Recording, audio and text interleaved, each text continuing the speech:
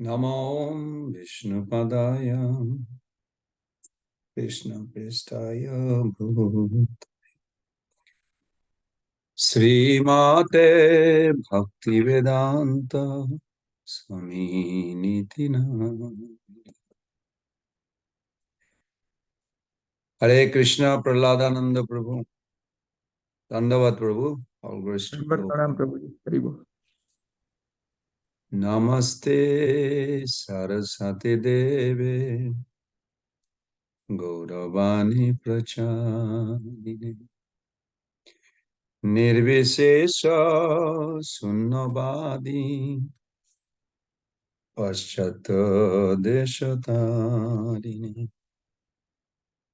Sri Krishna Chaitanya Prabhu Nityananda Sri Adaita Gadadhara Sivasadi Gaura Bhakta Vrinda Sri Krishna Chaitanya Prabhu Nityananda Sri Adaita Gadadhara Sivasadi Gaura Bhakta Vrinda Hare Krishna, Hare Krishna, Krishna Krishna, Hare Hare, Hare Rama, Hare Rama, Rama Rama, Hare Hare, Hare Krishna, Hare Krishna, Krishna Krishna, Hare Hare. Hare Rama, Hare Rama, Rama Rama, Hare Hare. Hare Krishna, Hare Krishna, Krishna Krishna, Hare Hare. Hare Rama, Hare Rama, Rama Rama, Hare Hare.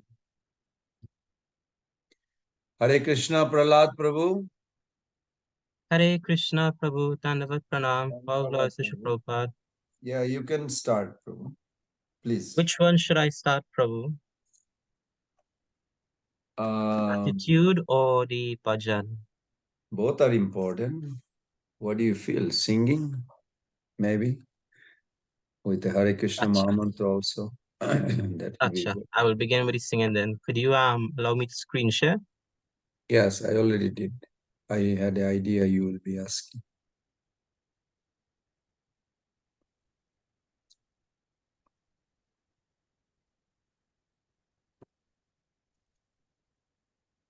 So before we begin chanting Shuddha Bhakata Charana Renu by Srila Bhaktivinoda Thakur, I would like to ask devotees to please volunteer to read the translations to this bhajan before we begin, put us in a mood of absorption as to what we are chanting, singing. So could I have some volunteers, please? May I volunteer, Prabhuji? Yes, Prabhu. The dust of the lotus feet of pure devotees, enthusiastic devotional service, and service to the pure devotees of the highest order are the roots of the creeper of devotion. Hare Krishna. Next. The holy days like Ekadashi and Janmashtami are the mother of devotion for those devotees who respect them. Let the holy places of Krishna's pastime be my places of worship and bless me. Beautiful. Wonderful. Next. May I always visit all the holy places associated with the Leelas of Lord Chaitanya and his devotees. Hare Krishna. Hare Krishna. Tita When I Taran, hear the sound, yes, Prabhu, thank you. When I hear the sound of the mridanga in my heart, I always desire to join in kirtana. And when I hear the bona fide songs describing Lord Chaitanya's pastimes, my heart dances in ecstasy. Hare Krishna. Really? Wow, that's great, Patitaran Prabhu. Thank you for revealing your heart. Hari Bol. Haribo. Next, please.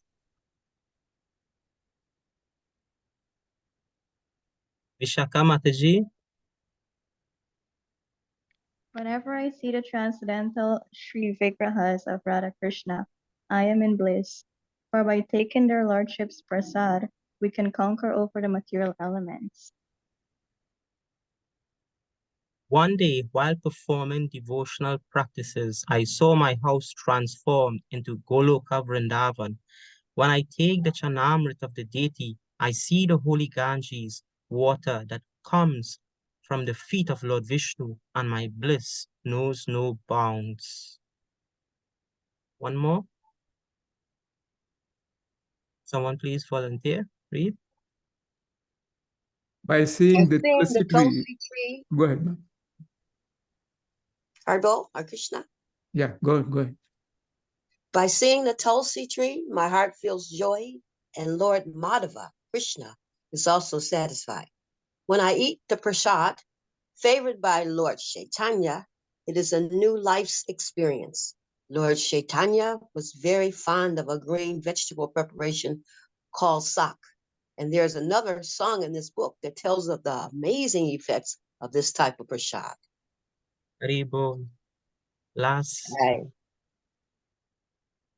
slide, someone please. Bhaktivinoda concludes by saying, whosoever attains the state of enthusiasm for these devotional practices will be supremely blissful wherever he may be. Haribol. Haribo. So Haribol. now I'll begin. Shuddha Bhakata Charana Reno Bhajana Anukula Bhakata Seva Paramasiddhi Prema Latikaramula Madhavatiti Bhakati Janani Jetane Palana Kori Krishna Basati Pasati Boli Parama Adhare Bori Gaura Amara Jai Shabastane Koralo Brahmanaranje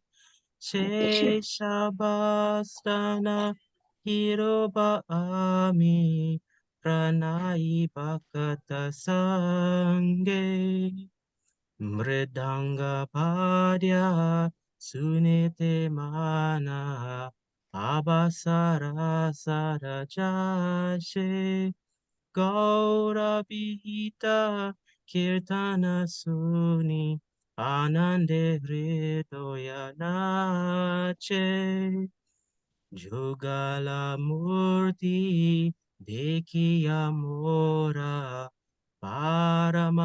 Paramananda Hoya Prasara Seva Korite Hoya Sakala Prapanche Jaya Jedina Grehe Bhajana Deki Grehete Golokabaya Charana Sidhu Dekiya Ganga Shukasa Semapaya Tulasi Deki Juraya Prana Madhavato Shani Jani Gaura Priya Saka Sevane Jivana Sartakamani Bhakati Vinora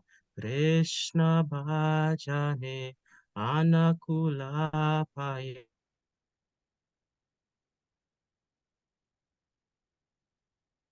Chaharamasuke Swikara Koreta Shura Bhakata Charana Renu Bhajananu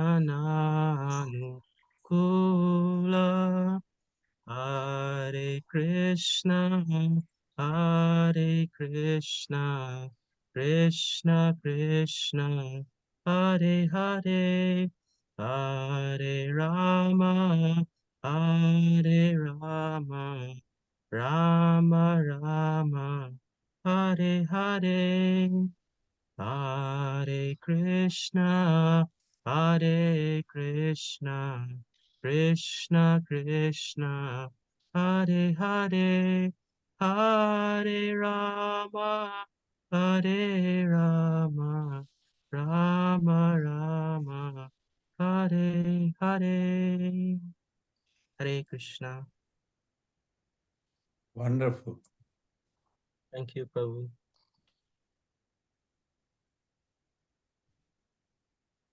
So, you also asked me today to share my gratitude.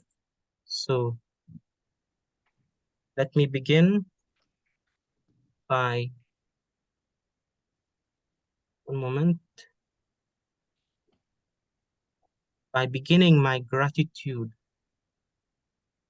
by expressing the very beginning portion of this gratitude but through the prayers of the six Goswamis by Srinivasa Acharya.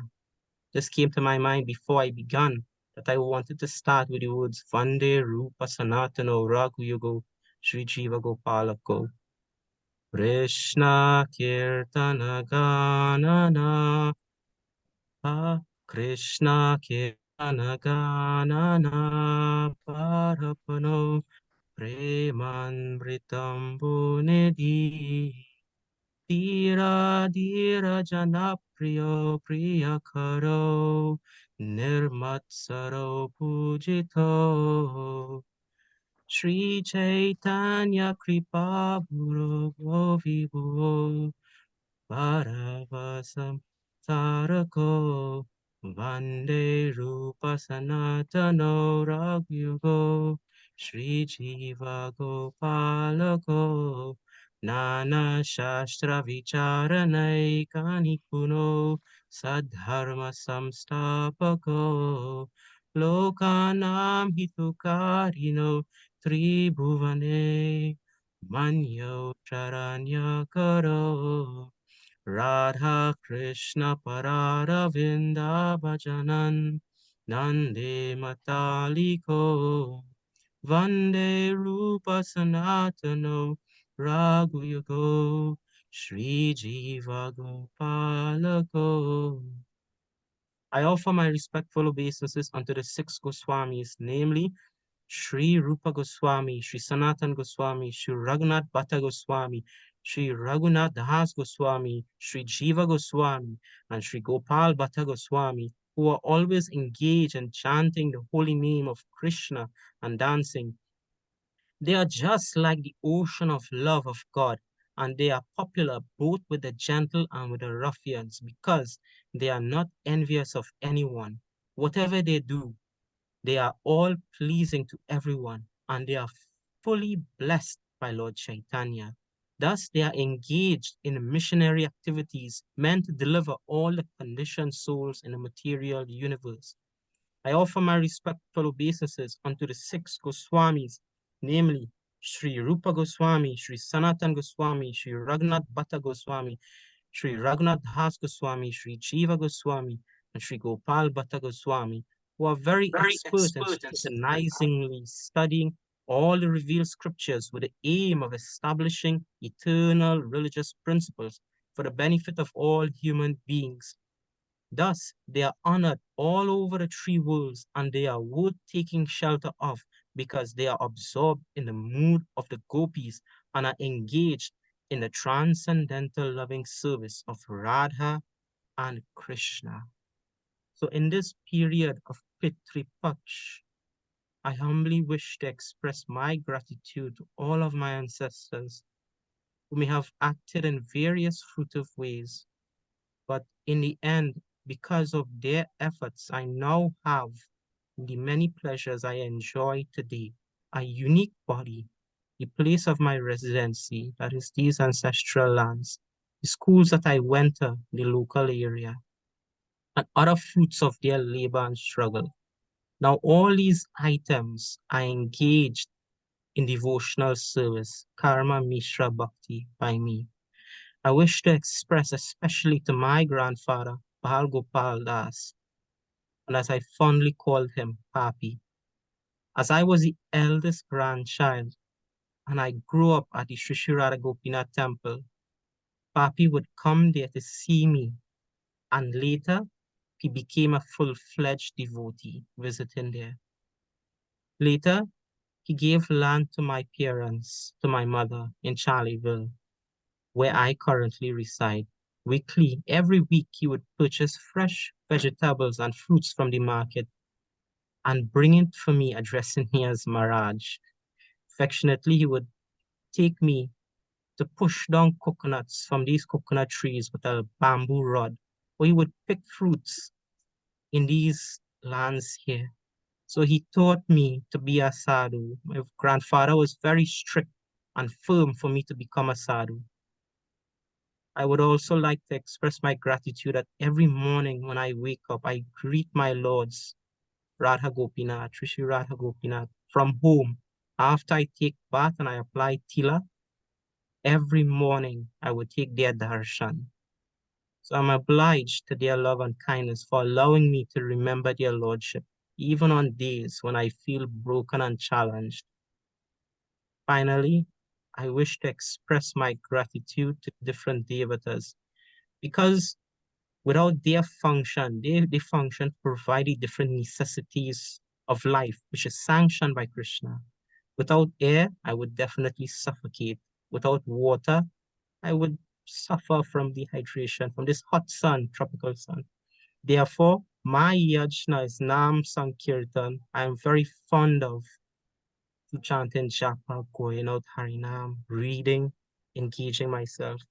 As Krishna says in Bhagavad Gita, in charge of the various necessities of life, the demigods, being satisfied with the performance of yajna, will supply all necessities to you.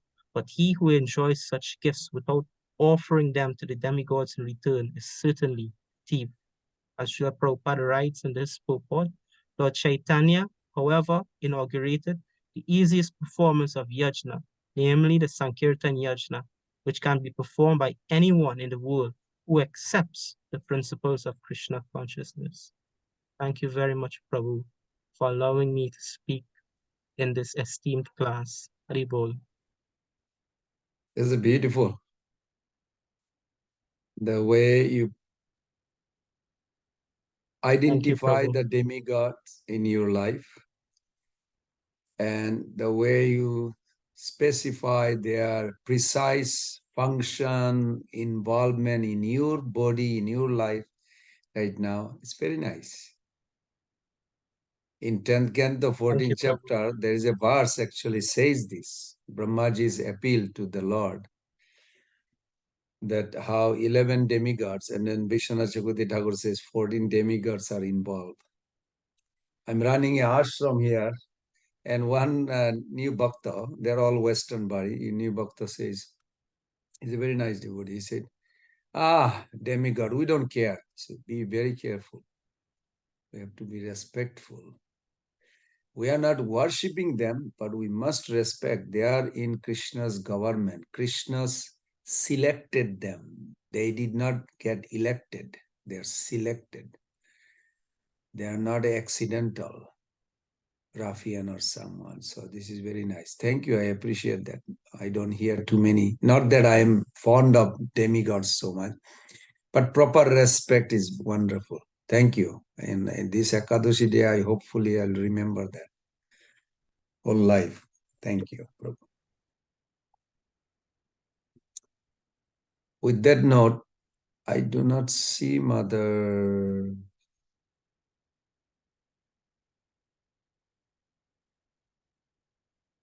Who is presenting today's subject? Isn't Mother, what's her name? Oh, Krishna Manjari. I do not see her, neither I see their group leader, Krishna. Ah, thank you, Krishna. I don't know if Mother Supriya Radhika heard me or Krishna actually, of course, Krishna has to sanction. Mother Supriya Radhika Devi Dasi, I just prayed to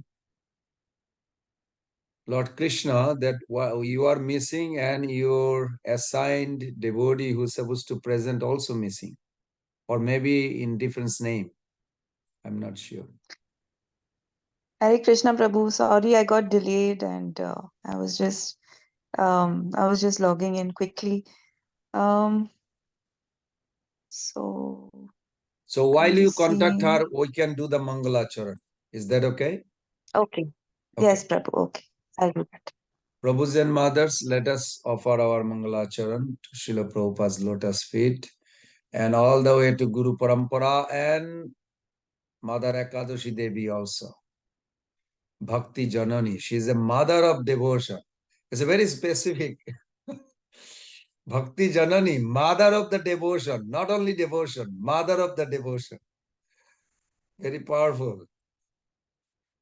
Om Jnanati Mirandasya Genanjana Salakayam Chakshurunmilitam Jena Tasmai Sri Gurube Namah Sri Chaitanya-manovistam Sthapitam Jena Bhutale Shayam Rupa Kada Mahyam Dadati Shapadantikam Vandeham Sri Guru Sri Juta Pada Kamalam Sri Gurun Vaishnavangscha Sri Rupam Sagrajatam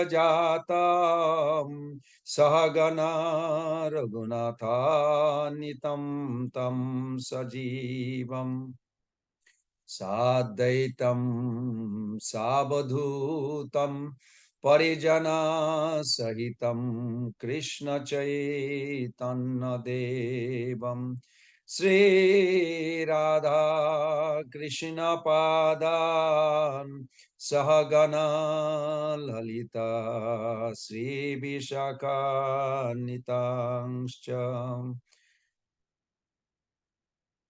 Vanchakalpataruvesya kripa sindhubhayeva cha patitanam pavanebhyo vaishnavebhyo namo namo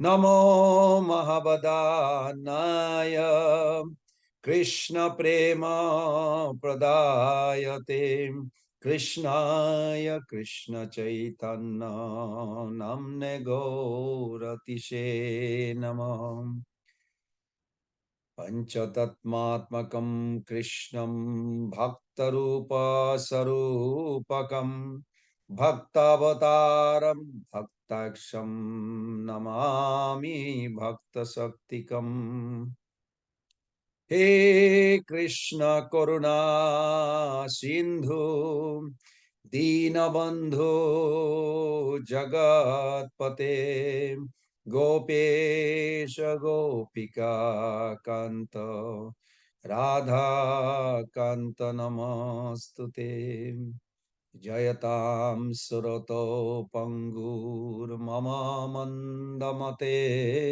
Gati Matsarvasya Padambujo Radha Madana Mohano Dibbad Brindaran Kalpadrumada Srimad Ratnagar Singhasanasto Shri Radha Shila Govinda Devo Prestali Bhisebo Manusmarami Sriman Rasa Rasarambi Bangshi Bhatta Tata Stita Karshana Venusanir Gopi Gopinath Siestunam Tapta Kanchana Gaurangi Radhe Vrindavaneshwari Vrishabhanusute Devi Pranamami Hari Priye Devi Krishnamayi Prokta Radhika Paradevata Sarvalakshmi Mayi Sarva Kanti Sammohini Param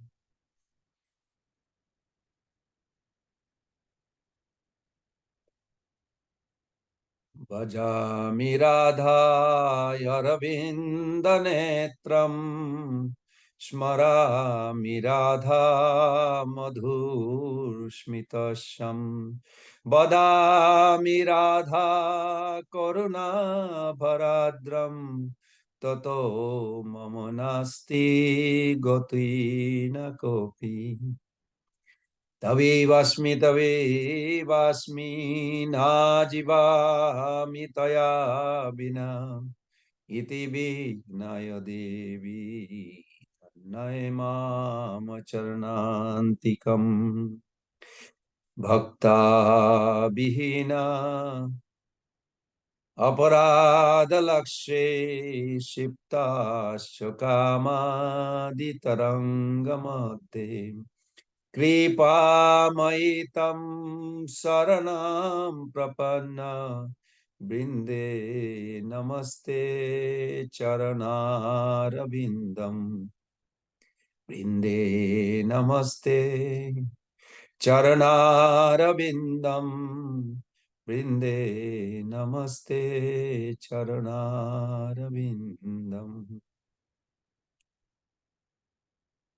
जय श्री कृष्ण चैतन्य प्रभु नित्यानंद श्री अद्वैत गदाधर शिवासादि गौर भक्त वृंद हरे Krishna Krishna Krishna Hare Hare Hare Ram Ram Ram Hare Hare Hare Krishna Krishna Krishna Hare Hare Hare Ram Ram Ram Hare Hare Hare Krishna Krishna Krishna Hare Hare Hare Ram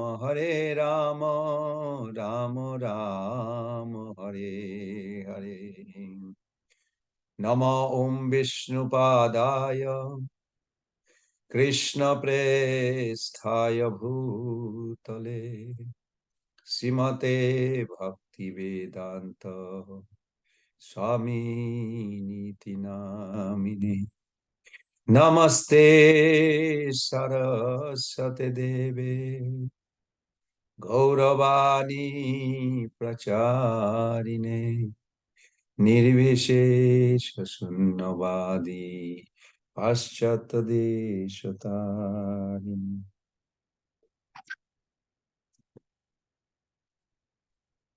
Hare Krishna, dear Prabhus and mothers.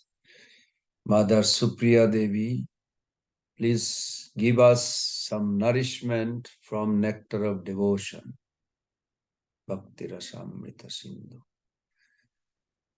Is your presenter here? I do not see her yet. Today is Krishna Manju Mataji, but I'm trying to see her and I'm not able to, no response also. She is generally always come in the front Yeah, very quick. But today, maybe she got yeah, nervous. Could be nervous. maybe. Generally, I used to be nervous. I remember few decades back, to give one class, I had to plan for a whole month. And someday nowadays, like 4 or 5 classes a day. And I was thinking like, wow, and no time for preparation. Of course, it motivated me by Jagadish Prabhu, who was Prabhupada's servant one time. He came to my place and he told me a lot of secret things. He said, one example was, Prabhupada told him in Delhi, he said, okay, so make some notes for tonight discussion. And he was like, make notes? Prabhupada, you never ask for making notes. You just speak. They give you the microphone and you sit down and you sing and speak. Prabhupada said, no, we should plan always. We should prepare. And if you are asked instantly, then we should be ready to give class anytime. Glorify Krishna. But if we have time, we should plan. We should do both. So I learned it from him, that Prabhupada told him. Prabhupada said, I plan. When I have time, I plan. I may not tell you, but I plan what I'm going to speak today. It's nice to know, no? Because, I plan sometime. And I wonder, like, did Prabhupada plan? Yes. Prabhupada also planned. He said that. But he said we should be also ready. If somebody asks instantly to glorify Krishna, you should be like ready to speak. But if you have time, plan for it. This is Jagadish Prabhu, who is the early disciple of Srila Prabhupada, personally told me in my place. He came a few days actually. It was very nice. Okay. So let us catch where we are, because flow of nectar should not be interrupted. Material difficulty, I hope she's okay, everything is okay. Only if it is nervousness, that she has to come over. If not, something else. But Krishna also tests. So I don't know. Don't ask me when Krishna stopped testing. Ask Giriraj Maharaj, he'll tell you. He asked Prabhupada, is Krishna testing you, Prabhupada? He said, yes. When was he testing you? Like before you came here? He said, oh, he's testing me from childhood. So can you give us a little clue? Yes, when I was householder, he was testing me. I could actually see that he's testing, because certain thing I tried to do, but it didn't go away. But then I don't give up. I keep on continuing. But then end of my householder life, Krishna was trying to take away one by one and see how I react. Oh, that's scary. So now test is over. Prabhupada said, no, no, no. Before he was testing me by taking away things, business fail, family fail, people who borrowed money don't want to pay. One by one, he's testing how far I go, tolerate. Now he's testing me by giving so much facility, so many. Prabhupada said like this, so many beautiful girls joining, so much money is coming, temple is popping up, so many devotees joining. He is testing what I do with it. So Prabhu's and mother, Prabhupada told to Giriraj Maharaj, yes, Krishna is testing me, so Krishna is testing you too. Just watch out. You are not alone. I hope everybody heard me clear. You are not alone. What are you facing? Whether it's a good time or bad time, it is Krishna behind checking you. He wants to see you how you turn towards him, whether it's a good time or bad time. You remember when other day I mentioned when Mother Joyasri Devi's father gave Prabhupada the most very expensive jacket. I mean, can you wonder like $10,000 jacket? What kind of jacket is that? But anyway, but Prabhupada prayed to the Lord, said, my Lord, you sending me so many expensive gifts. Please protect me that I never fell for this. No attachment developed for these things. Because devotee notice, they ask Prabhupada, how come you're praying, Prabhupada? Say, because so many wonderful gifts, expensive gifts are coming. I may fall for the trap. So I'm praying the Lord to protect me, not to fall. So, this is my opinion from that episode when Prabhupada said, we should all, even if you are liberated, still pray for protection. Don't think if Prabhupada can pray for protection, we should learn that. We should never feel, okay, I'm free now. No. Prabhu's and mother, no, absolutely no. You're just opening the door for Maya to test you another. Just don't. Even you're liberated. I'm not denying. Yes, you can be liberated, definitely. Well, that's what we are trying to do. But liberation doesn't mean you should feel safe from Maya as long you are in this world. No, we are never safe from Maya. Okay. I don't see her yet, but let's catch up where we are with Santa Bhakta, Santarati. Sorry, not Santa Bhakta, Santarati. I did discuss about Rasha and Rati. What's the difference? Can somebody give me some little refresh? What do you remember? Difference between Rati and Rasha? Are they same? Is the Bhava and Rati are same?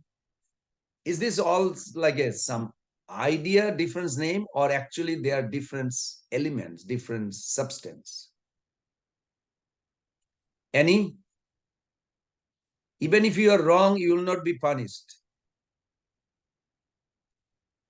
I assure you.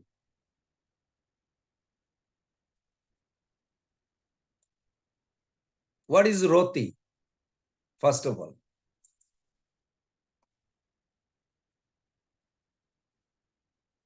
Deep and intense attachment, bro. Intense attachment. Deep Can and you give intense little attachment. more? You are right, but I feel that sentence is not complete. Little more. Or in other words, attraction, I mean, a profound emotional connection for love of God. Yeah, you can use those words. Eternally, dominant, permanent. These are real words. The Roti means it will never be destroyed, cannot be destroyed. And it is not a temporary, it is eternally, permanently within you. Like this kind of heavy word that we are familiar with those words. Okay? That is Roti. What is Rasha then?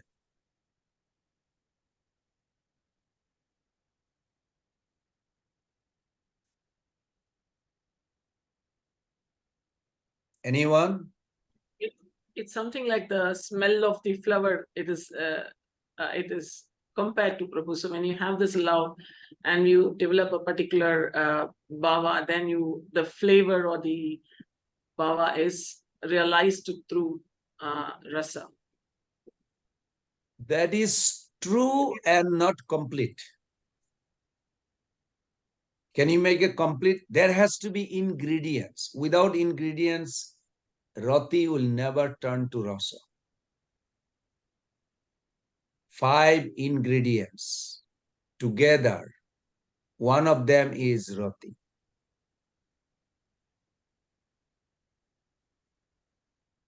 So first you wake up your bhava, you feel that attraction, then 4 other substance comes together. Yes, Mother Malati Devi raised hand. Go ahead. Well, Sancharas is an attachment to maybe the impersonal feature of the Lord.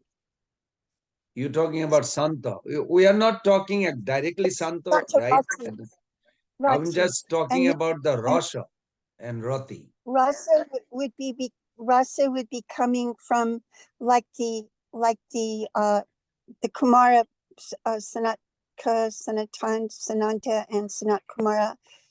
They were impersonalists, but then they smelled the tulsi leaves and they came in association with devotees and became devotees attached to the personal feature of the Lord. Is that right? That's a good example of Santa Rasa, yes. But in principle, what is Rasa means? Rasa. What is the difference with Rati then? Or is there a Rasa difference? with relationship. Rasa is a relationship. Like the Rasa Leela, the relationship, like the Rasa Leela, your relationship with the Lord. Or Prema Rasa, your You are giving a synonyms, not definition. oh You are right. You are not so, wrong. You are right. But these are synonyms. Without the four ingredients, Rati will never turn into Rasa. Now, the word Rasa can be also mundane pleasure. But we are here talking about spiritual Rasa. How Mother Joshoda, what is that she experienced? It looks like she's so busy. Does she ever have a time to rest? This is called material discussion. If we do not understand the Rasa, then we'll think like, my God, what a life. She's like anxiety. She's like almost heart attack. She's like fainting. Is there a place like she can go and rest for a vacation? Maybe she needs a vacation. No, Prabhu's and mothers, she doesn't need vacation because we don't understand. We compare to our life, like we are exhausted. Then we need a vacation, something. Mother Joshoda is not looking for vacation. When we understand the Rasa, then you will see, oh my God, she is 24 hours a day drowned into happiness. She will feel bored if she goes for vacation. Rather, she wants to be in that ocean of nectar. What is ocean of nectar? So, I hope everybody will remember. This is. I thought I found it, maybe not. Our goal to awaken. No, our goal is to awaken love for God, Krishna. In order to awaken love for Krishna, we have to awaken first. Can you fill it up? Someone? Love for his devotees, pure devotee. No. Bhava. In order to awaken love for God, we have to awaken bhava. Bhava comes from two sources. By the mercy of devotee, yes. And by the mercy of devotee, Kripa Siddha or sadhana under guidance of pure Guru. And then, but in order to awaken bhava, you have to do sadhana every day.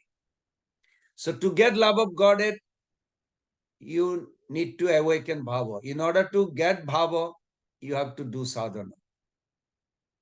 So this way you come to a stage where 9 symptoms will appear within you. And Prabhupada said you can detect. So what I understood from Prabhupada and Rupa Goswami Pad's understanding, many years back, I thought it's wrong. I thought it will be happening automatically. It's like it's like if somebody asks you a question, okay, I'll go back because there is a little technical question. I'll come back. When you awaken bhava,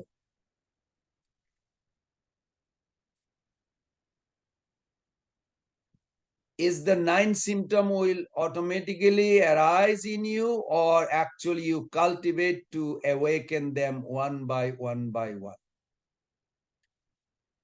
This type of question you must ask. You have to literally answer within yourself. Is that how it is going to manifest? Okay, maybe I ask few simple question and see if you catch it, what I'm trying to say.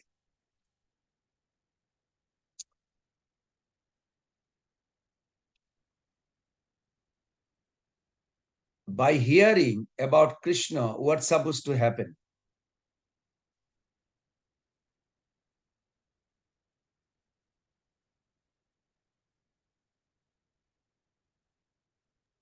Purification of the heart, Prabhu. What is that purification of the heart? The anarthas go away and the material desires would go away.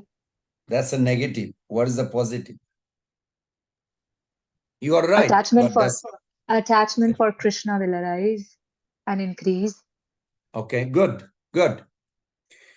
So you can only raise hand if you know the answer. Let me ask you a little technical, little few question. Is your spiritual growth is automatic after receiving initiation? If you follow Guru's instruction, is it automatic? Just say yes or no. No. Beside Mother Sankari Devi? Okay, Mother Kamala Devi? Krishna Prabhu. So I think no, we have to constantly engage ourselves according to the instruction of our spiritual master. Thank you. That's a good answer. Intentional spiritual growth is not automatic. I'll give you verses from Bhagavad Gita.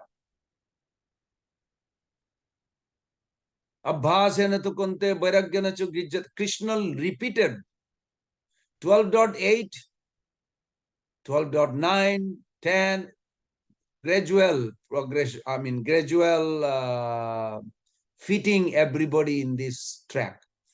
So the point is spiritual growth automatically after you receive initiation, chant, automatically will happen? No. You have to actually detect intentional. Yes, Prahladananda Prabhu. Prabhuji, also Bhagavatam says, Yasyasti Bhaktir Bhagavati Kinchana Sarve Guna Samasate Sura. Do we also have to try to develop those qualities? You have to try to develop, do those bhakti, then it will happen. Through bhakti, okay. No, not through bhakti. You have to pay attention with intention to please Guru Krishna.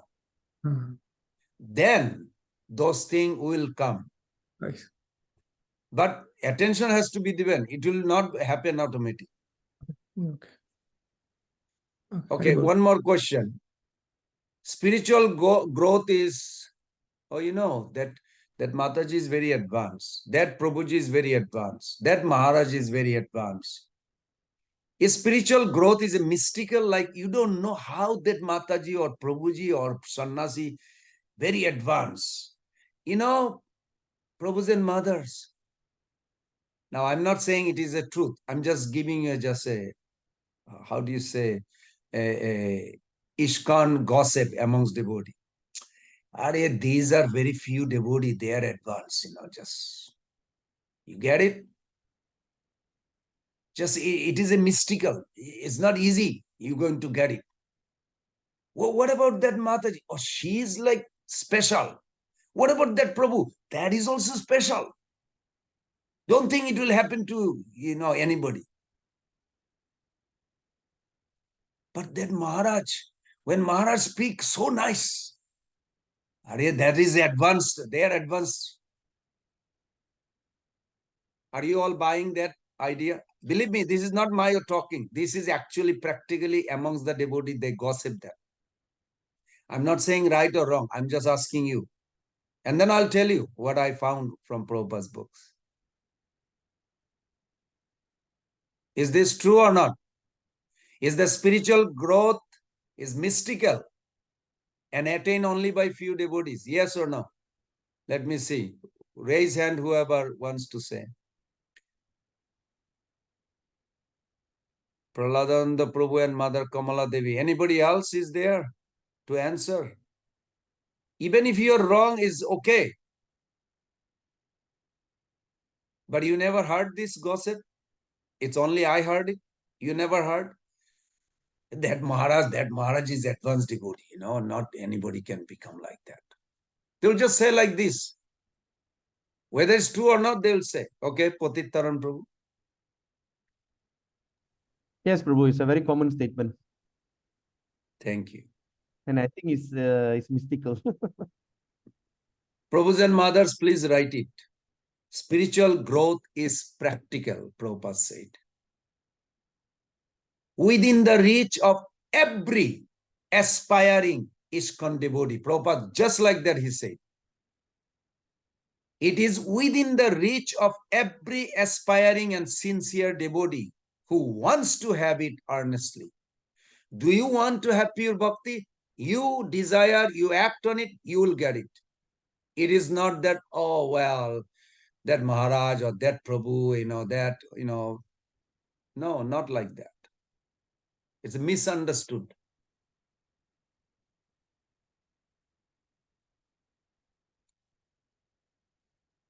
Let me ask one more question. Spiritual growth, or I can say spiritual maturity, can occur if you find the right formula. You know that Mataji or that Prabhu, he was studying there in Vrindavan. In Vrindavan, he was studying, not in America. You understand? Because he was studying in Vrindavan, now the spiritual growth took place. In other words, spiritual maturity, if you know the right formula.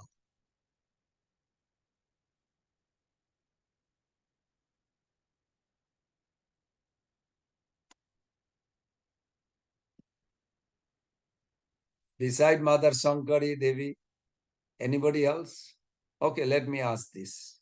Mother Bhaswati, you are scientist. What is your intelligence dictates? Is this true or not? Even if you are wrong, it's still good.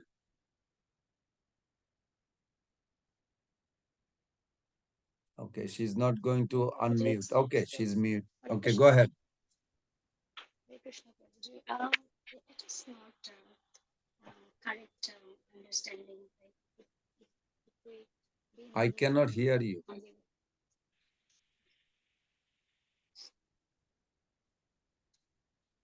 Your sound is not clear to me. Maybe other hears? I didn't hear. Can you hear me now?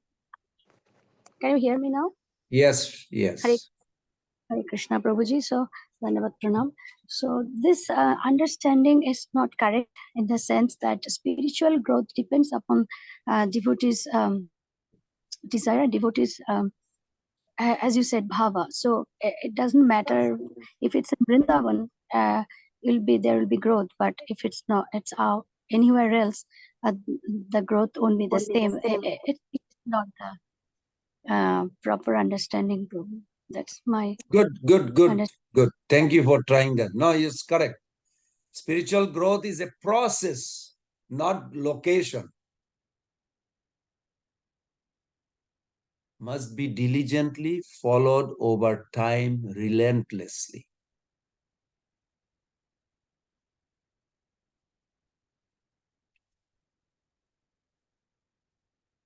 Prabhus and mothers, you know that speaker?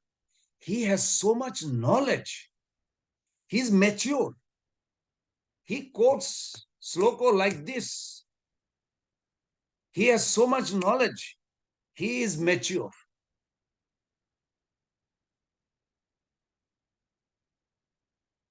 Come on, Prabhus and mother, am I right or wrong?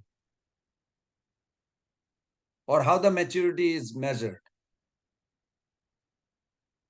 Because I know he knows so many sloka.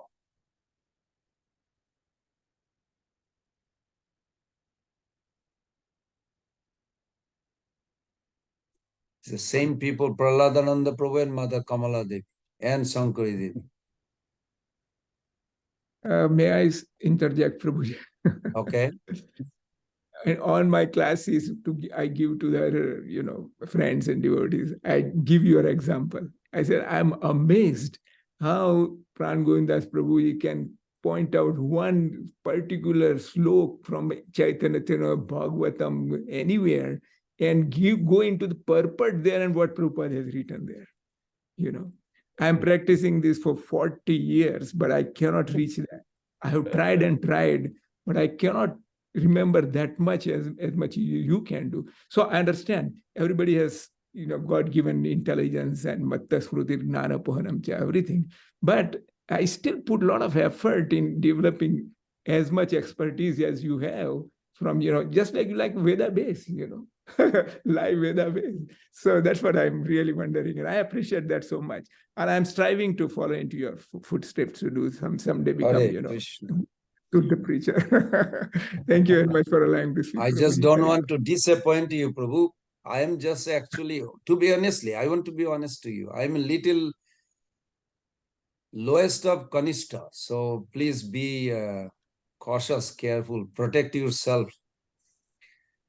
But Prabhuji, I feel that, I could have that much ability like you to remember and correlate the topics Hare and, Krishna. pull this information from here, from this and correlate that.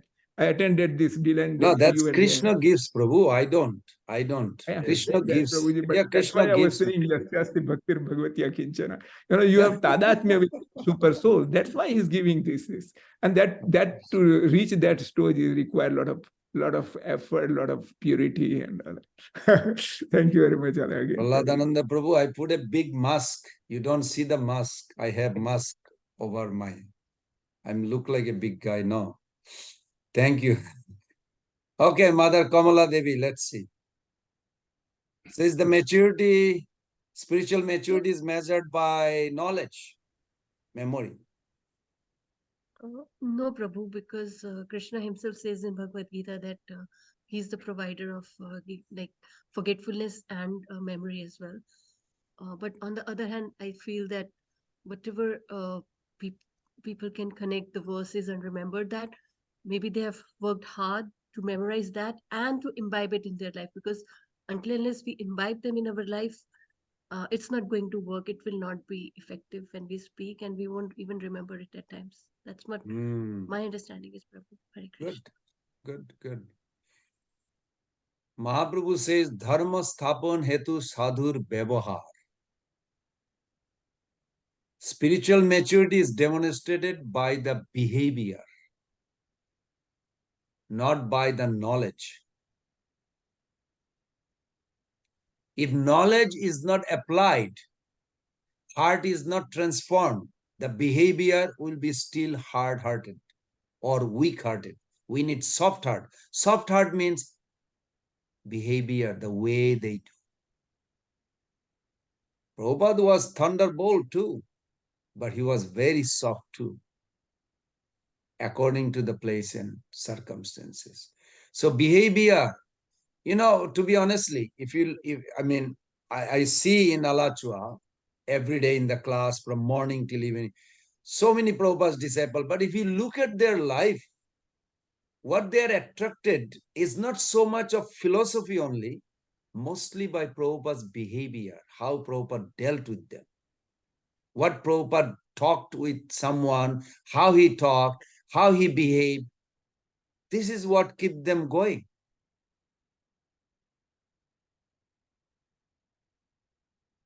Mother Sankari Devi.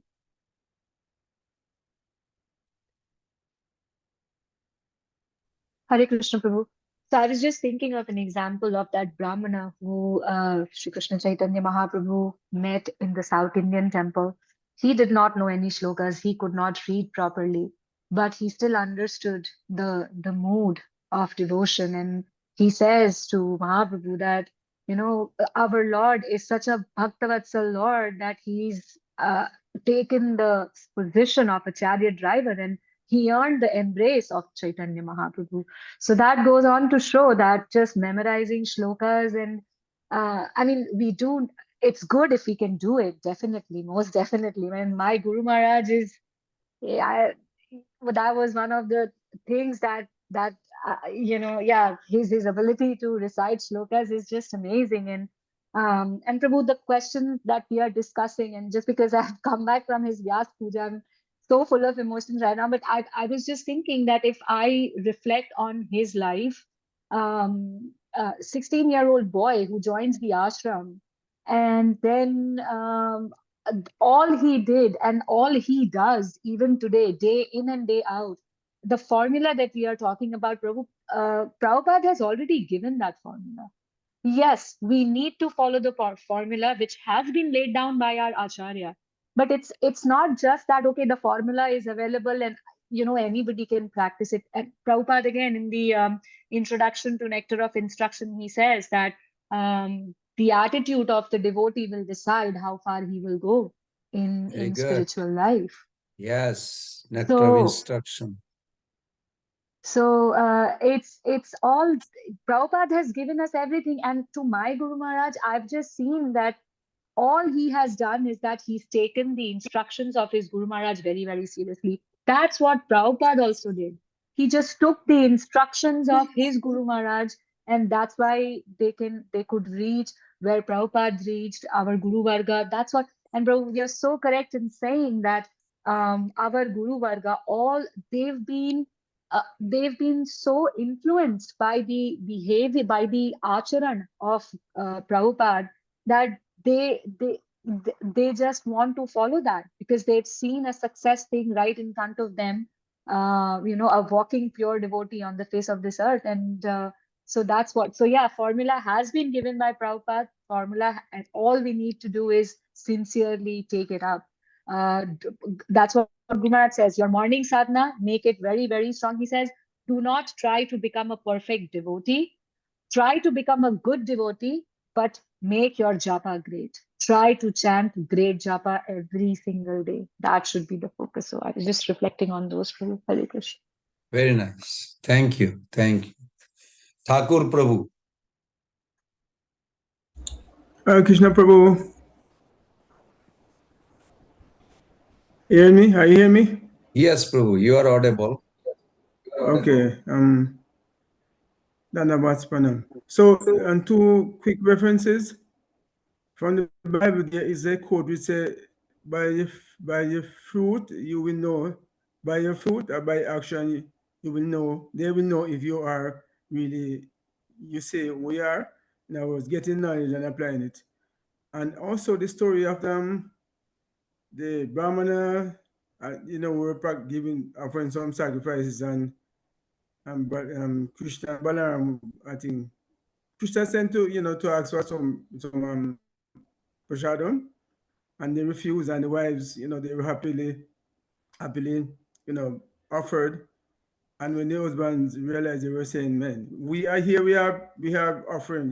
We are offering sacrifices to the Lord." And the person who we are offering to sent an answer, and we did not, because we were just steep into our rituals that we're offering sacrifices. So yes, in any walk of life, knowledge is good, but without you applying knowledge, it doesn't make much of sense. You have to apply it. And spiritual life, you have to show the fruits by practicing. That's why the sangha is so important. Yes, yes. Yeah, Hare Krishna. Yes. Thank you, Prabhu. Yeah. Okay, I think we had enough question, or maybe one more. Let's see what kind of question will be that. How about spiritual growth is a personal and private matter?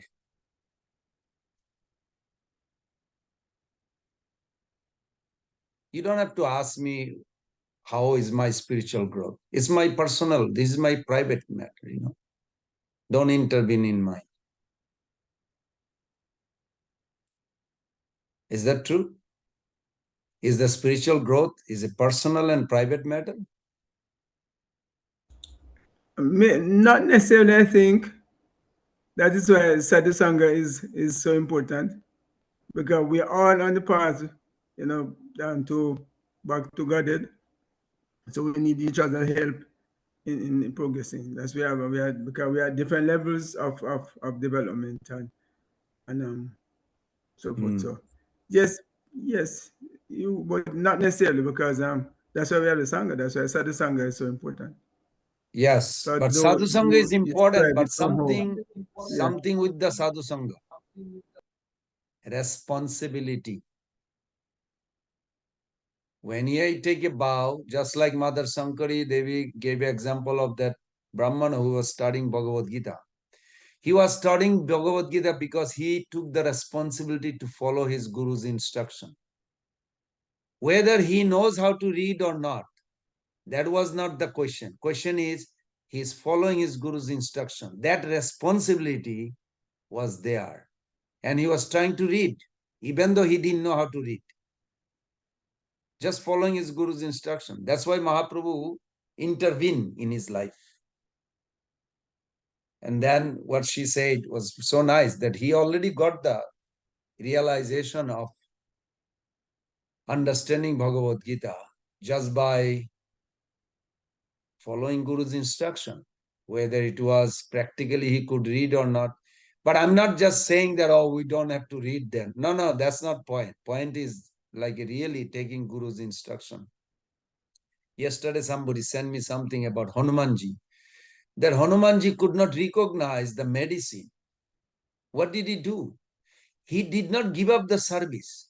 He picked up the whole mountain because he didn't know the medicinal herbs, whatever way. But capability that he has to please the Lord, he picked up the whole mountain. So if we can never ever feel, oh, I don't know if I can do it. No, this is not a good idea of thinking. Just take the responsibility. My Guru Maharaj wants me to do this, I'm going to do it. Krishna wants me to do it, I'll do it. And this is what Bhagavad Gita ultimately turned to. Krishna, Arjuna came to this. There's another misnomer also. I mean, many. Okay, I'll just end with this. Another misnomer is like, oh, Prabhus and Mother, all you need is spiritual study to grow. Let's have a study group. Actually, you need different level of bhakti needs to be practiced to grow, not just studying. You need all of them. Okay. So I end here. Let us see if Mother, the presenter is here or not. I don't see. Mother Supriya Radhika Devi, is your presenter here? I don't see, could be here. No, Prabhu, I can't see her here. She's not to be seen. No response also. She's not answering the call? Okay. I can't call her, but someone else has the number. I'm trying to ask if anyone else over here in this call, if someone else knows her. I do have her number, Mataji. Do you want me to give her a call and figure out? Yes, please. If you can, please. Sure, Thank you. sure. Okay.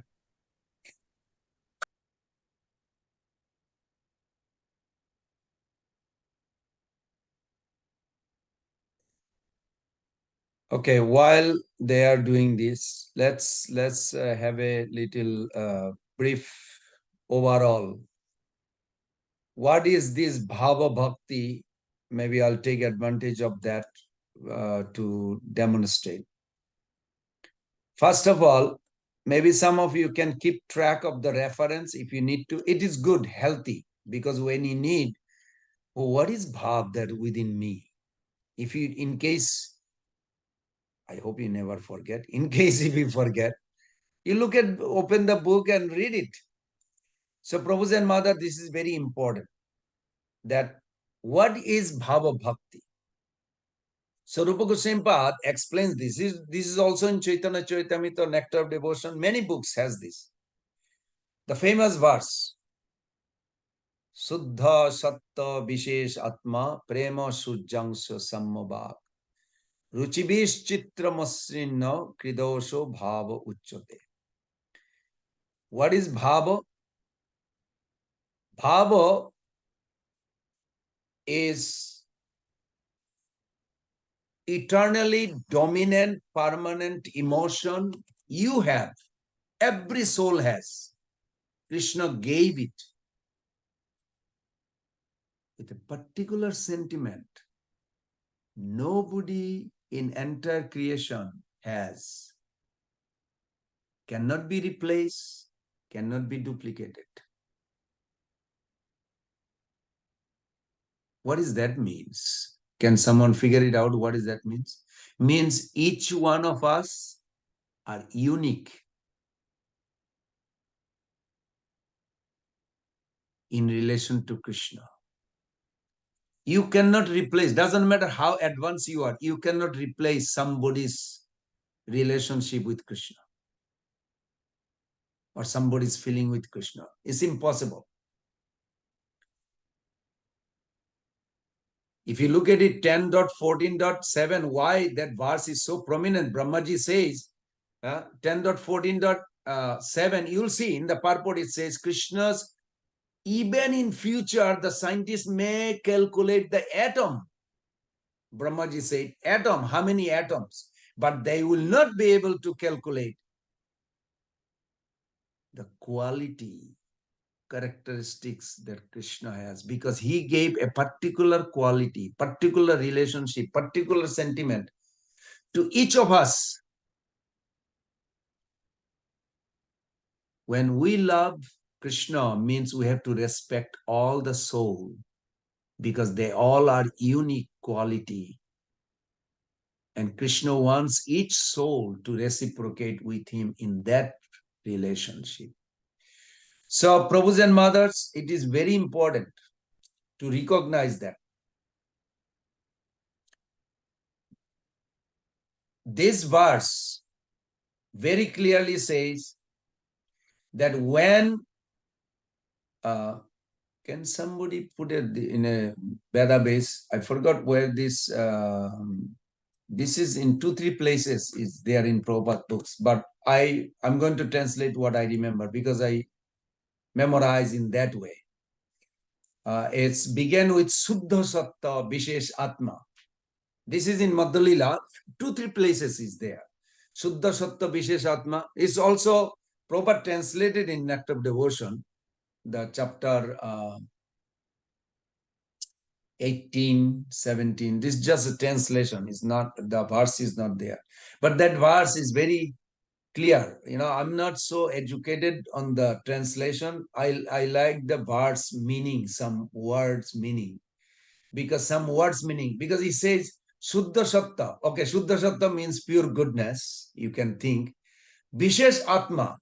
So the Atma, the soul, each of us, you get a speciality when you connect with Shuddha Satta. What is that connection causes?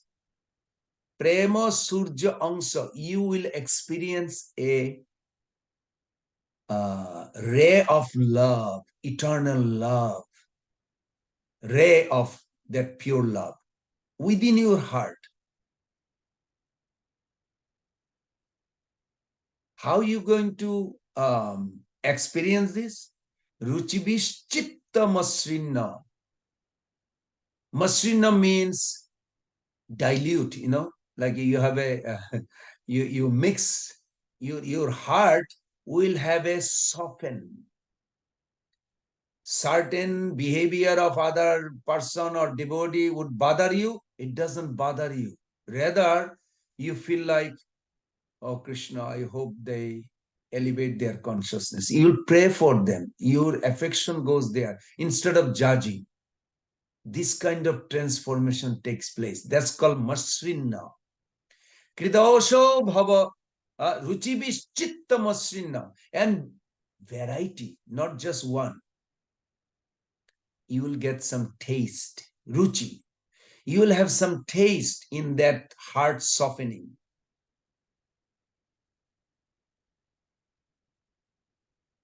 What you will see in this material world? The rich man is praying, my Lord, protect my wealth that no thief come and steal. And thief is also praying, my Lord, tonight I don't want to get caught, but I need desperate lot of money from this rich man. Rich man is praying, don't let any thief come to steal me. And thief is praying, please protect me that I don't get caught. Anybody read that purport? Prabhupada gave that example. You will have a taste for the material world like that. I don't want either one. It's all simply useless.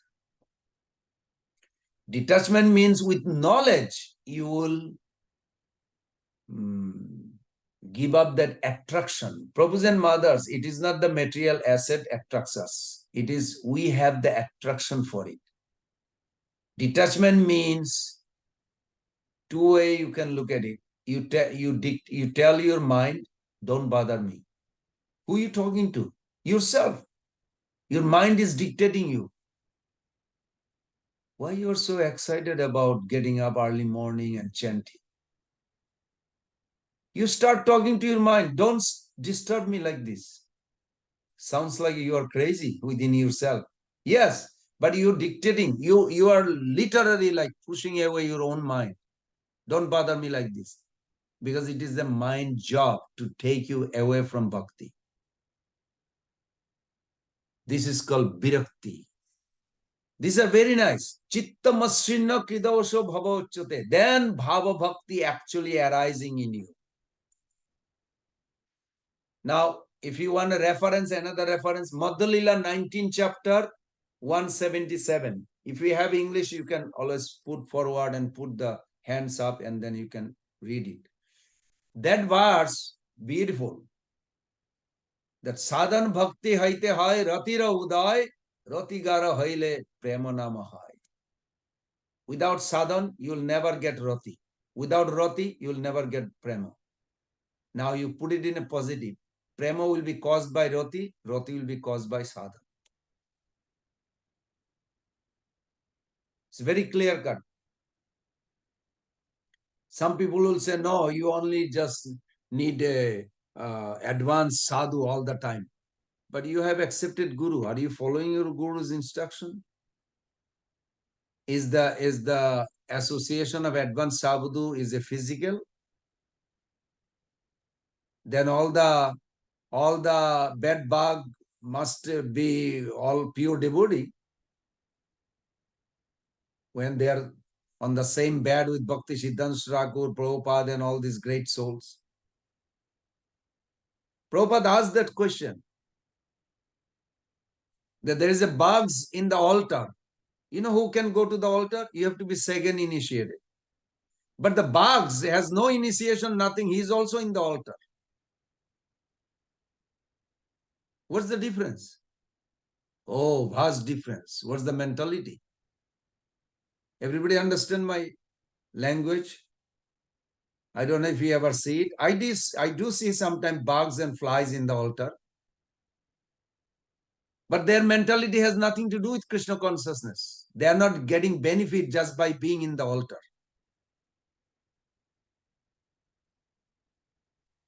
So it is a, sadhan means is a conscious regulation, conscious endeavor.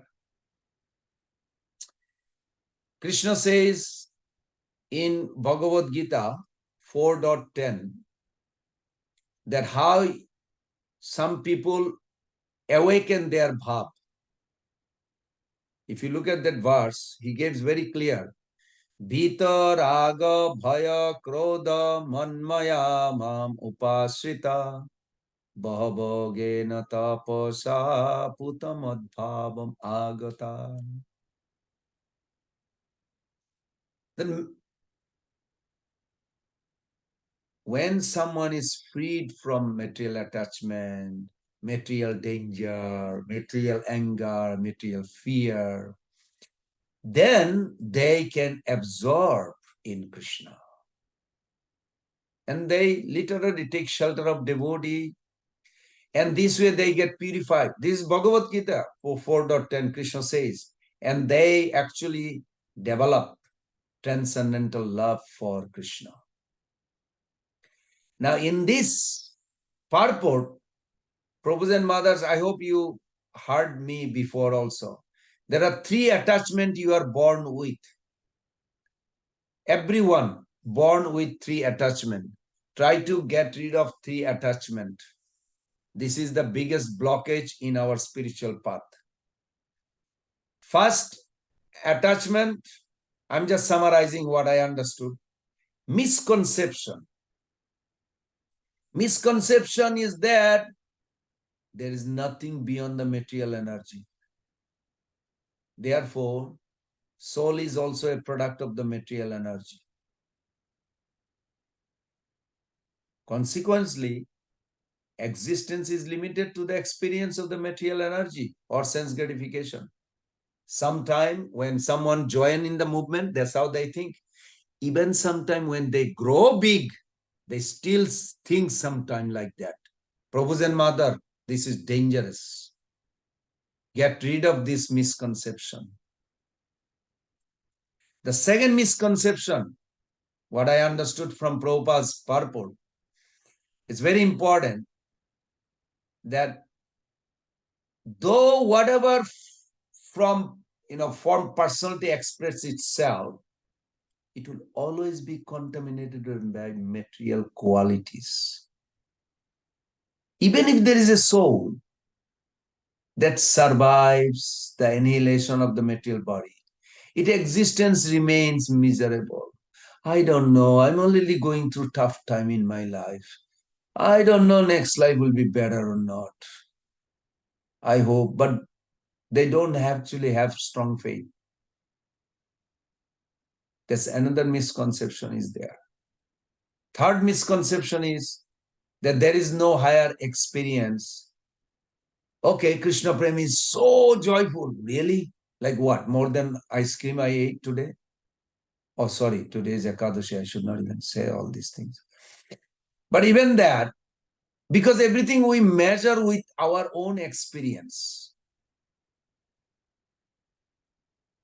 This is a misconception. When we hear the Krishna consciousness is actually drown of, what is the ocean of, pool of ecstasy. How much it can be like maybe I'll have a stomach to eat 100 ice cream or something. We try to compare in this world. But this is a foolish idea.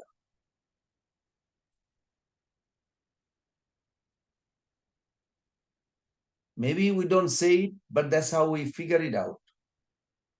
So what should we do? We should develop transcendental knowledge. We should develop transcendental knowledge and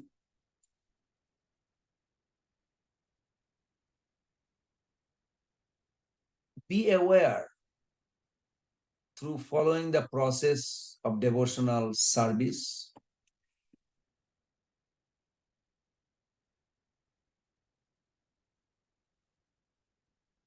First, you can come to understand the difference between this body and the self. First, theoretical.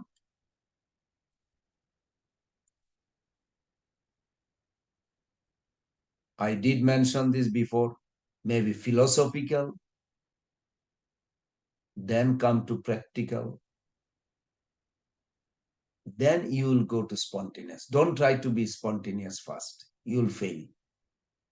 Process is given step by step.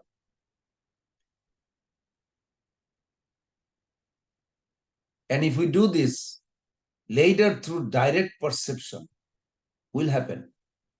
One develops faith in a dynamic spiritual existence of perpetual knowledge and bliss as opposed to the mirage-like reflection or material experience. So Prabhu's and Mother, what is required is a surrender. Surrender is not an event. Surrender is a sustenance, maintenance. Avishya Rakshive Krishna Vishwasa Palon. Palon means you have to maintain that belief.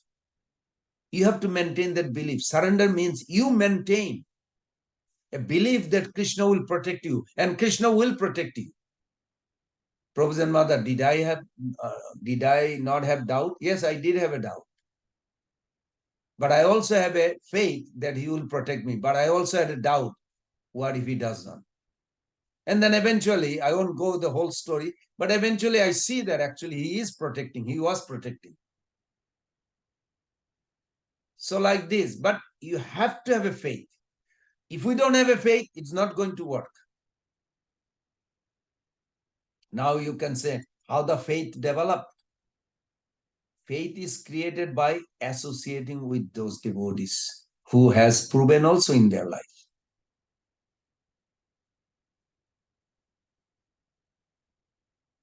And you will see the last verse on 17th chapter, I guess 28, that in the purport, Prabhupada write very nice. I'm paraphrasing that we should approach spiritual master or advanced devotee and submissively inquire from them to learn the science of devotional service. And if we sincerely try to assimilate, clearly understand their instruction and follow them with determination, not becoming deviated by material conception or impulse, Supreme Lord will be pleased with us and will gradually elevate. What we are all trying to do, I don't know if any one of you ever had an experience. You let the shrinking boat go and you're trying to jump on the new boat, which is good, built. You can cross the ocean, no problem. But I want to jump it, but I'm scared. What if I miss it? What if I miss it? Oh, just too much. It's not getting better. I'm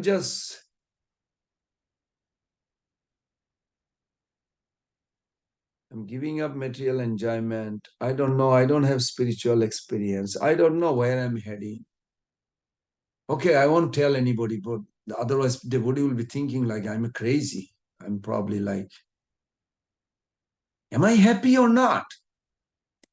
Maybe not. You are in the border, jumping from this material boat to the spiritual boat. You think it will be easy? No, it will never be easy. You have to keep on going. You have to keep on going. Anyone discouraged?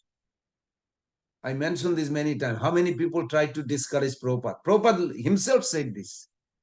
He said, I had so many people discourage me in my mission before I started.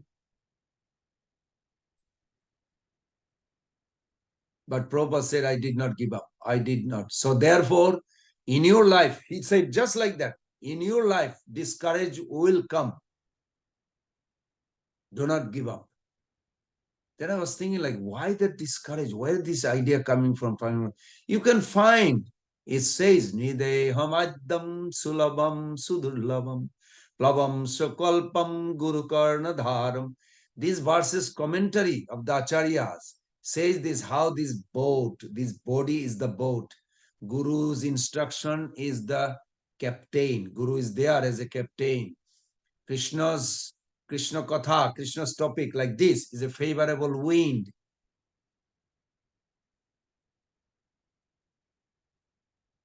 Whatever you do, don't try to rock the boat.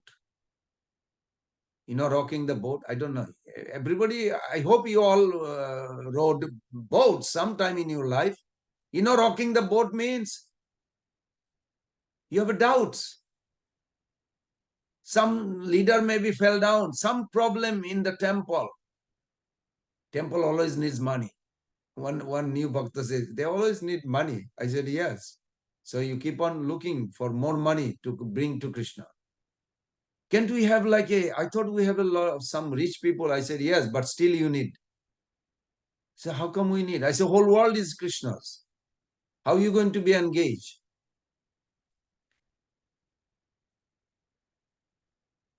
But we are not giving the world back to Krishna. So there has to be engagement. So Prabhu's and Mother, if you ever feel like, please don't rock the boat. I know you are not rocking the boat. You know, rocking means shaking somebody's faith. Throwing all the garbage news of this, that to somebody. Why? This is called rocking the boat. Prabhupada said, some or other, if you can stay in the boat, he compared ISKCON is a boat. But there will be flash water because we are in the water. You know, water means Maya's influence. When you are in a boat, you will get some flash of water once in a while. But some people has a nature of rocking the boat. Please don't do that. It is not nice. So you tell others also, don't. Let the boat go smoothly. You don't need to rock it and scare people. Scaring means they want to go away from Krishna consciousness. It's not nice. It's not healthy. So now if we say, well, is it like a spiritual love is like, has to grow that way? Yes. Can someone go to Chaitanya Charitamrita chapter 4, Adilila, 165 in the purport, you see that verse. Sarvata dhamsa rahita sattapi dhamsa karane jad bhava bandhanam juna saprema parikirtita. Then you will say that how is this? There will be many reasons for my relation to be cut off with Krishna. Yes. I'm not saying it. This is Rupa Goswami saying it. Mahaprabhu inspired him to say that. You will be going testing like that. There's a beautiful song Mahaprabhu used to sing.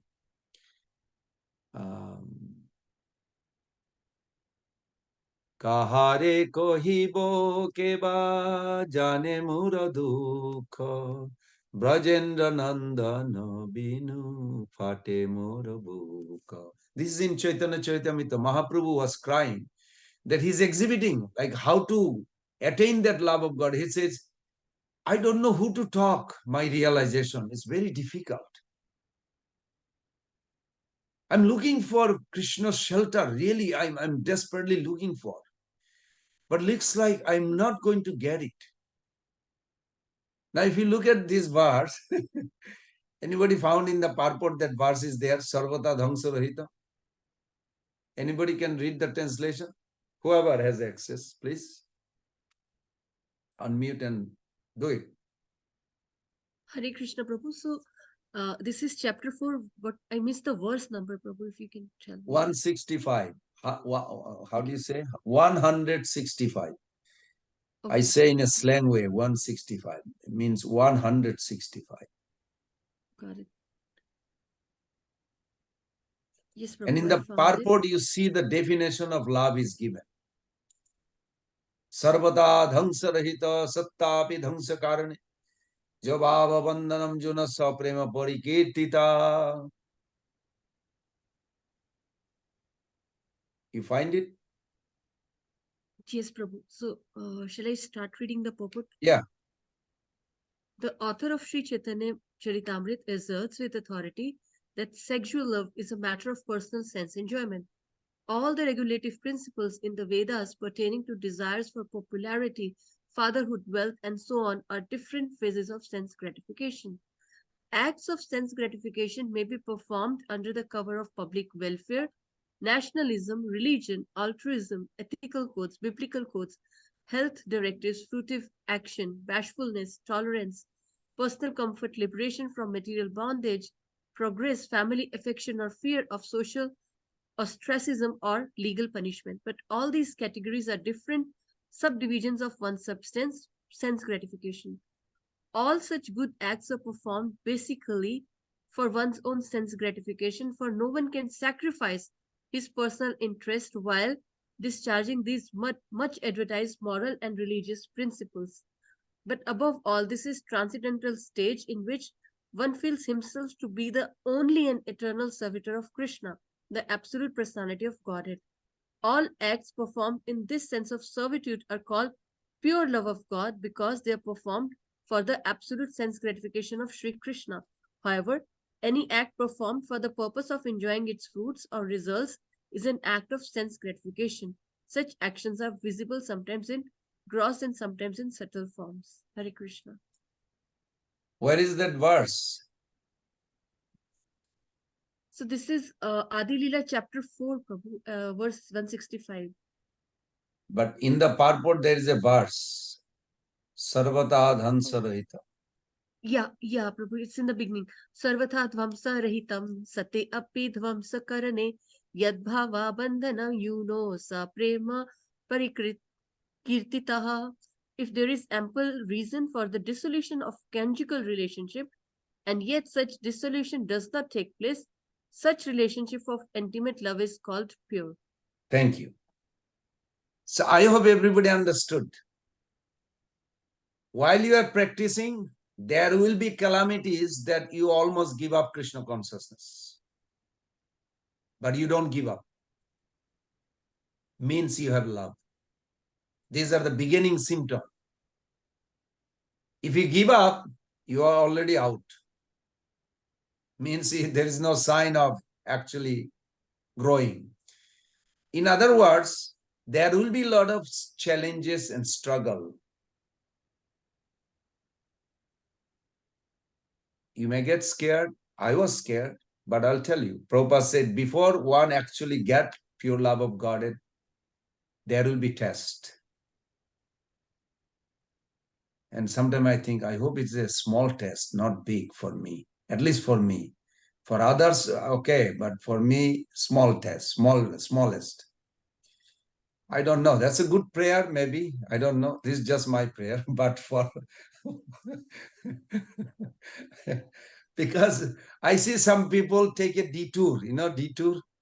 They go away for 10 years, 15 years and come back. Just like one of the devotee who passed away, he was away. Since Prabhupada left, he left actually Krishna consciousness. And then when he got sick, very sick, and he was dying, then he all of a sudden started remembering all this memory of Prabhupada and started crying. He told his girlfriend, can you get beads for me to chant? He said, what do you mean beads? He said, you remember I told you I was a Hare Krishna's. Can you find a Hare Krishna temple? So she went, she got a beads and he was chanting. All of a sudden, he got up. He said, Prabhupada, you have come to save me. Please help me. Please help me. And then he fell and then he passed away. That doesn't mean he went back home. I hope he remembered. That's how I go for it. I'm trying to be, what's the word? Proper. Because Sutakirti Prabhu personally told me, Prabhupada never said somebody died, went back home, back to God. Prabhupada said, I hope that person remember Krishna at the moment of death. And that's very good. That's how Sutakirti Prabhu is still alive in Vrindavan. And that's how he said, any devotee passed away during Prabhupada's time, Prabhupada, I notice he always say like that, I hope that devotee remember Krishna at the moment of death. Just because somebody died doesn't mean go back home, back to God. So this is very important. Trouble will come, challenge will come to test. Now let's go back to practical reality. Right now, as a sadhaka, I have a mind, material mind, and I have a spiritual roti in my heart.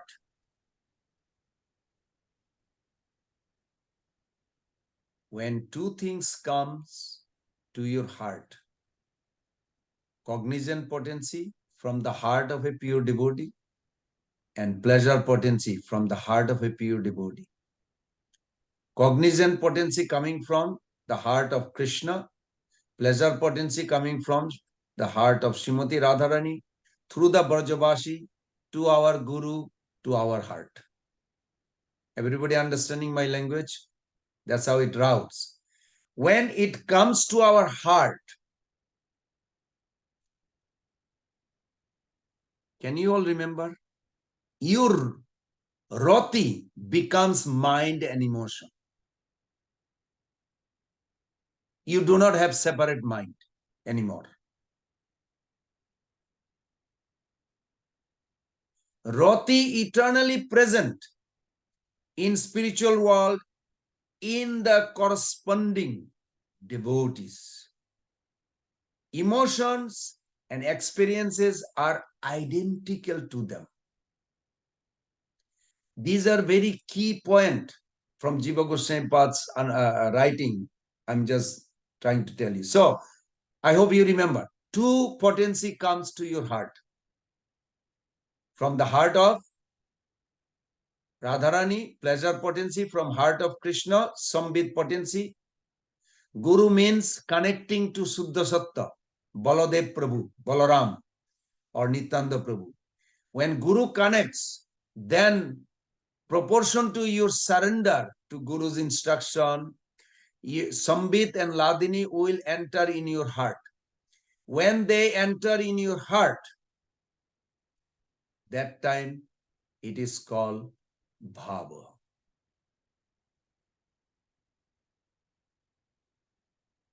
Do not put logic. I thought I have this. Then how come it is coming from outside? It's just like log has fire, but outside fire will ignite what is inside. Is that logic clear? Okay, so we need both. Yes, we have love of Godhead. At the same time, it has to come from person who is having that experiencing. Now, when Rati arises in your heart, it will enable perception of Krishna. There's a beautiful verse. Krishna Sakshat Krito Jugga Sa Prema Krishna Sakshat Krito Jugga Sa Sadhaka Parikirtite. This is Rupa Goswami Pad writes. Krishna Sakshat Krito Jugga means you are actually eligible to have a darshan of Krishna. Not that you will see Krishna, but you are eligible. But naripigna anupagata. But you have a still bigna. Bigna means chances to fall down, chances to get trapped, like Jara Bharat. Jara Bharat had Rati awakened, but no association. He fall trapped for the deer. But of course, eventually he came back, but it took 3 lives. I'm sure none of you are ready to do that. 3 lives. You want end of this life. Okay, good. I hope so. If it is the case, then pay attention. We should be merciful. Who should we become merciful the most? Can someone help me? Let me see. So you understood this, what I'm talking. Who you should be the most merciful first before other merciful exhibition? Mother Pravina Devi, you have the answer.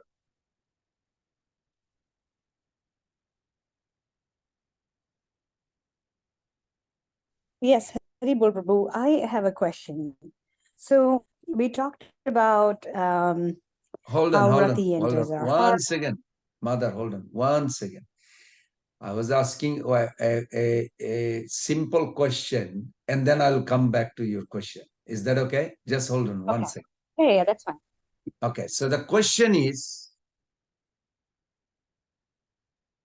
before you become or display your merciful nature, who you want to be merciful, number one recipient that you want to be merciful to. And Prabhupada repeated this in his purport. Yes, Mother Supriya Radhika Devi. To your own self. Very good answer. Do you know where Prabhupada wrote this? Jara Bharat, 5th canto. Jara Bharat story. Yes. He repeated few purported on that. When Jara Bharat, dear Bari, he attained. Prabhupada said, in our ISKCON movement, every preacher, every devotee must remember to be merciful to themselves before they extend their mercy to others. Jara Bharat was merciful to the deer. There's nothing wrong, but guess what? He was not merciful to himself. He gave up his Krishna consciousness to help the deer. That is not a real good mercy. Prabhupada literally, he repeated again. Another purport, he says, every ISKCON devotee should remember they should be merciful to themselves first I want to chant my rounds. I want to follow this regularity principle. I want to understand this. Then be merciful to others. Yes, we should be merciful to others, but first to self. I like the way Prabhupada said it. Thank you. Okay, Mother Pravina Devi, I'm sorry. I don't mean to cut you off. You can say the question you have. Yeah, so Prabhu, I have a question. So we talked about Rati and how Rati enters our heart through the heart of Krishna and through the pleasure potency of Srimati Radharani. And but my question is the very initial point. So I remember Maharaj saying one time that while there is so much karam kanda in the Vedas, there is you have a desire, and to fulfill that desire, there's a karam kanda, there's an anushthan that can be performed to fulfill that desire. However, the one thing that is the most beneficial for the human is satsang. However, for satsang, there is no anushthan. There is no anushthan. There's no yagya that can be performed to gain satsang. So now my question is that all this attachment and all this the mercy that we're talking about, are we completely relying on the stars to align? Are we completely relying on our prarabdha? Are we completely dependent on so many factors that are much beyond us to trigger off our journey towards back home, back to Godhead, or perhaps even develop that first initial attachment to Krishna consciousness? Because the reason why I'm asking is I see so many people, in our family and around us, and some people, they know about Krishna, and coming from an Indian background myself, they're like, oh yeah, we know everything, we know who Krishna is, and but they're not doing anything in their regular life to say, okay, well, fine, you know who Krishna is, but what does he say in the Bhagavad Gita? What are you doing? What activities are we doing in our daily life to really follow the path of so I'm like, well, is there a trigger point in their life, or is it something that they're relying on powers and mercy much beyond themselves for that first initial trigger to happen? That's very good. What you are asking is a very valid point. In one sense, millions of people saw Krishna, but another sense, Prabhupada said hardly anybody could recognize Krishna. And one time he said 30, 35 people. Another time he says only few, 5, 6 people recognize Krishna. So they know about Krishna, but they do not know Krishna. Knowing Krishna means they will serve. About Krishna, like example I gave you, like a mother takes the child to doctor. Who knows the child? Doctor or the mother? Actually, mother knows the child, even though mother doesn't know his sickness. Doctor may know his sickness, but doctor doesn't know the child. So knowing about Krishna is one thing, and knowing Krishna is another thing. Most of the Indian, that karmakandis or others, they will go through their life after life, some. And if they're talking with you, which is good, that means they will think about bhakti, and they will come to bhakti eventually. Because through devotee only, Mahaprabhu going to deliver others. He said this. Dharma sthapan hetu sadhu vyavahar. Through the sadhu, through my devotees, I will deliver the people.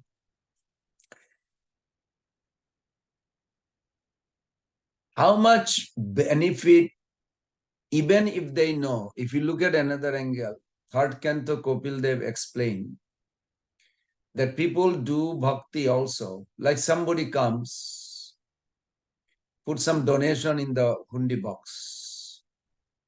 Isn't bhakti? Yes. Is it Suddha Bhakti? No. Shuddha Bhakti means you go through a stage of sadhana, bhava, and prema. In that case, Krishna actually directly take over you when you surrender to your Guru. Krishna intervene in your life. But the person who is coming, not accepting the process, they give some donation, they do Mishra Bhakti, they'll get some result. But they are not coming back home. Ramanujacharya gave an example. There could be pandemic, and he said those who took shelter of a doctor, and doctor is expert, he guarantee cure. Those who have taken shelter, they are also suffering, versus who did not take shelter, they are also suffering. But amongst these two suffering, there's a vast difference.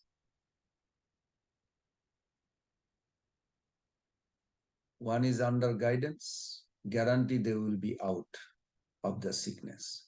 Those who are not under guidance, there is no guarantee they will ever get out. Why we are discussing so details? Can someone,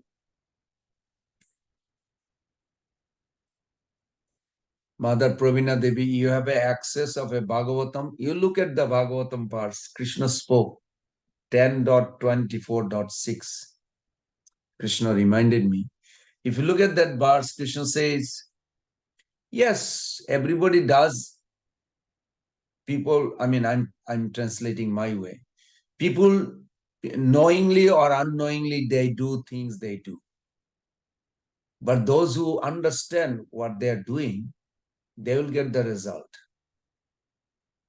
One who don't understand, still they're doing, they will not get the result. So this is about spiritual activity. So most of the people may know Krishna, but they don't understand bhakti. They are not interested. If they're not interested, they don't show, then automatically they will not get spiritual result. It will take some time, many life.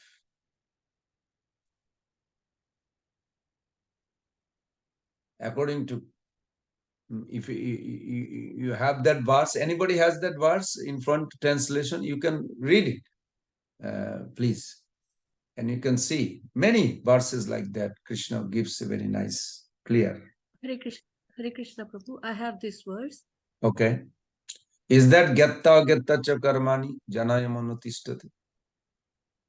Yes, Prabhu. Okay. Yes.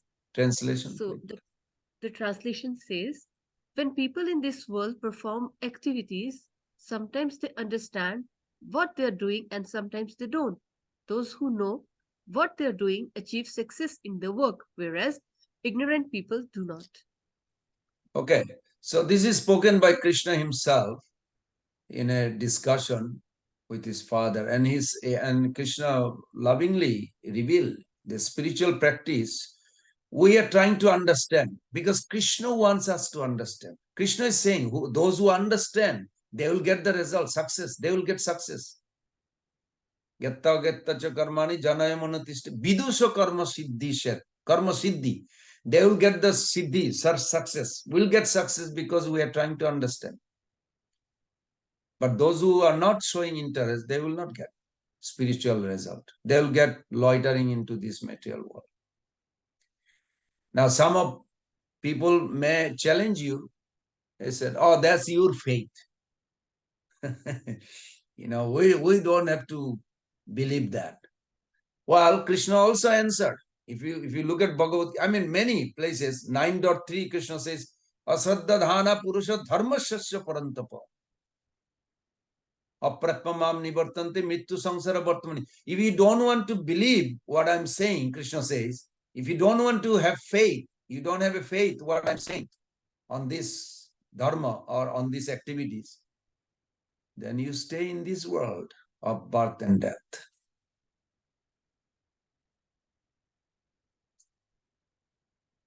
I don't know if that gives you some idea, Mother Pravina Devi.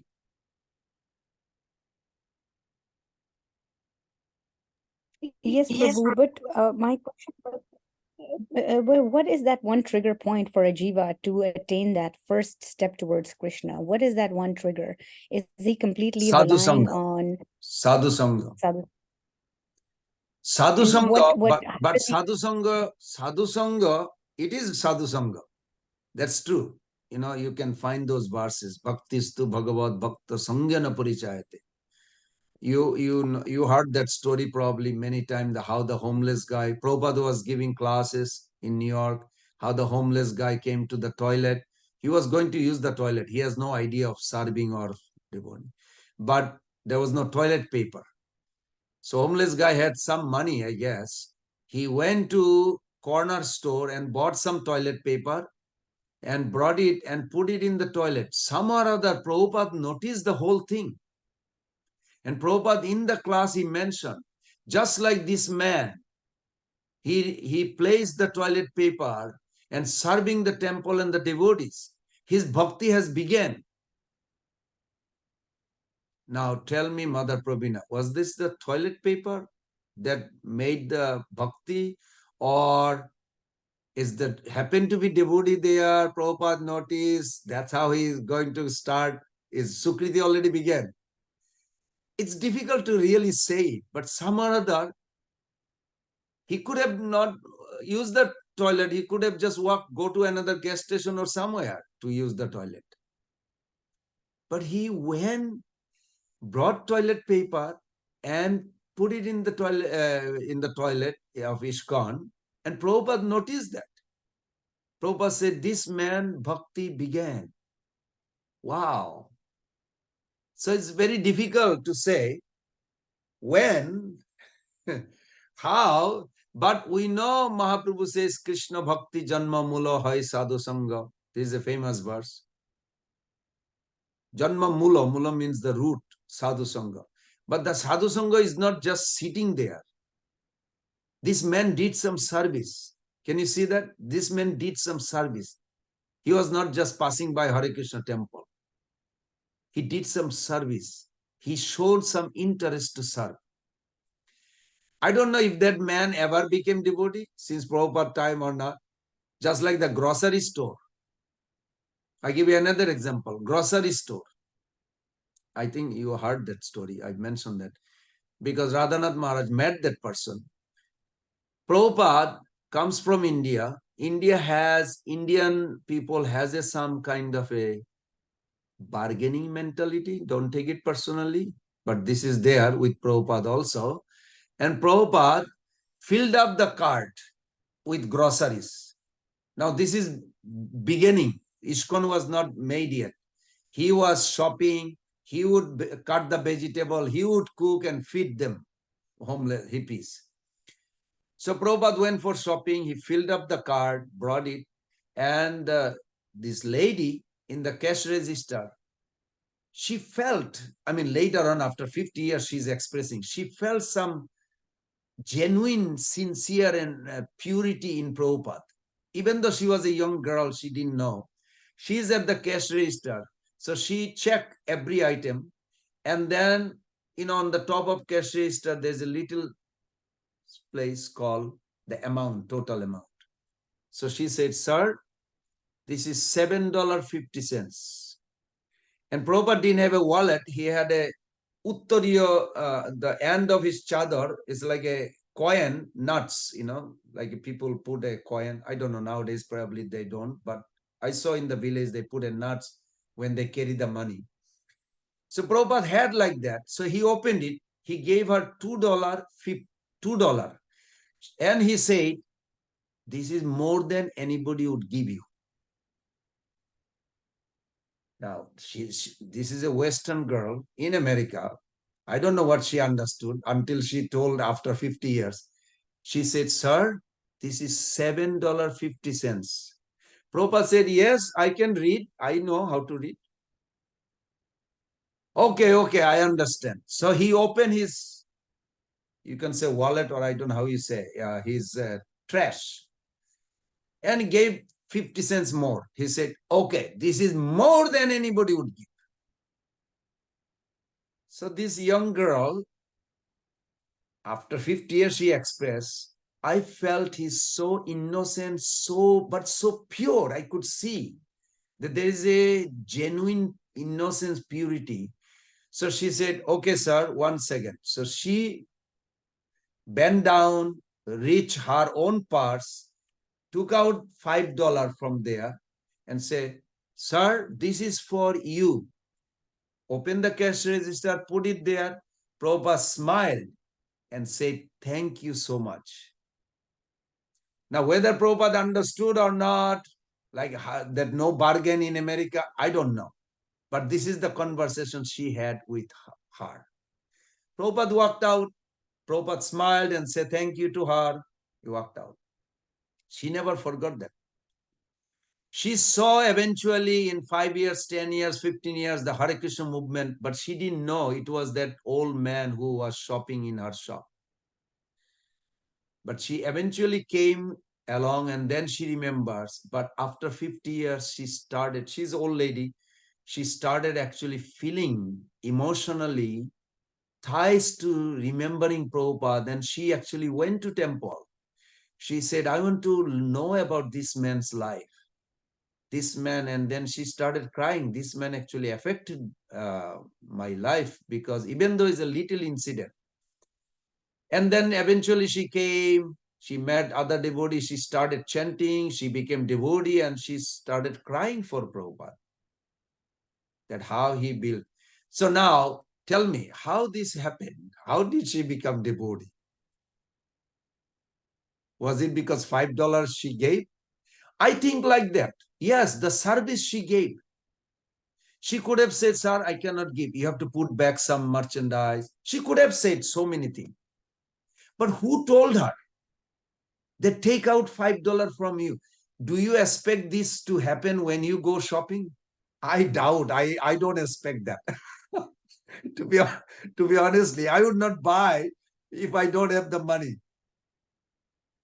But Prabhupada didn't think. He's thinking of his Sunday feast. And $5 is like a big amount he didn't have. He had just some coin in his. So Krishna ignited in her. She gave $5 from her own purse. To me, she purchased Krishna through him, through that service. Little service to Prabhupada directly, $5. And Prabhupada smiled and said, thank you. She's now devotee. Old lady, but she's devotee, sincerely chanting and trying. So it's very difficult to say how, when they will come, but you are at least conversing with them, Mother Pravina. Maybe by your mercy, by your talk, they will think about it. They will come. They will eventually become devotee. It's very mysterious how. I give you one last example. When Prabhupada came to San Francisco, there was a big Mayavadi. And Prabhupada actually conversing with him, he's also from India, Bombay, conversing with him just like a joke. He did not say you are rascal or anything. But in the class, he said Mayavadi is a rascal. When he met him, he did not say, was very gentle. But then he went to a lecture in Bombay where that Mayavadi was there. And in the lecture, how Prabhupada is so wonderful, unique. He says, you all know, in Hindi he says, you all know this Maharaj. He's pointing out this Mayavadi. He said that there is no actual form of God, but he's just joking. In front of Maharaj, he's saying to the audience, he's just joking. In his house, he worship God. So don't miss guided by Maharaj's flowery language. And he's laughing. Prabhupada is laughing and telling it. Actually, you all should worship God. God has a form. Maharaj says so many times something joking way, but actually that's not true. And you wonder, like, in front of the Mayavadi, not insulting him, but indirectly correcting them, correcting him also. And Mayavadi is also looking at Prabhupada and kind of like jokingly laughing, like what Maharaj is saying, actually smashing his philosophy. But Prabhupada, gentle way, purified the whole atmosphere in Bombay. And one of them is Mr. Shetty, who became a staunch devotee of Prabhupada. Even though he was not directly initiated, he was initiated by Gauriya, but he was serving his wife. So it's very difficult how the people will come to Krishna consciousness. You can see, but we have to learn the art. Prabhupada was genius on this. He was genius. He never directly attacked anybody, but he purified them, loving way, I would say. So I hope this gives you more, little more clarity. Is that okay, Mother Pravina Devi? I don't know what they have idea, but you are praying, you are concerned about their life. Krishna will make some arrangement. You'll be surprised. Krishna will make some arrangement because you are thinking good for them. Thank you, Prabhu. Thank you so much. Thank you. Okay, where were we? So I hope everybody understood.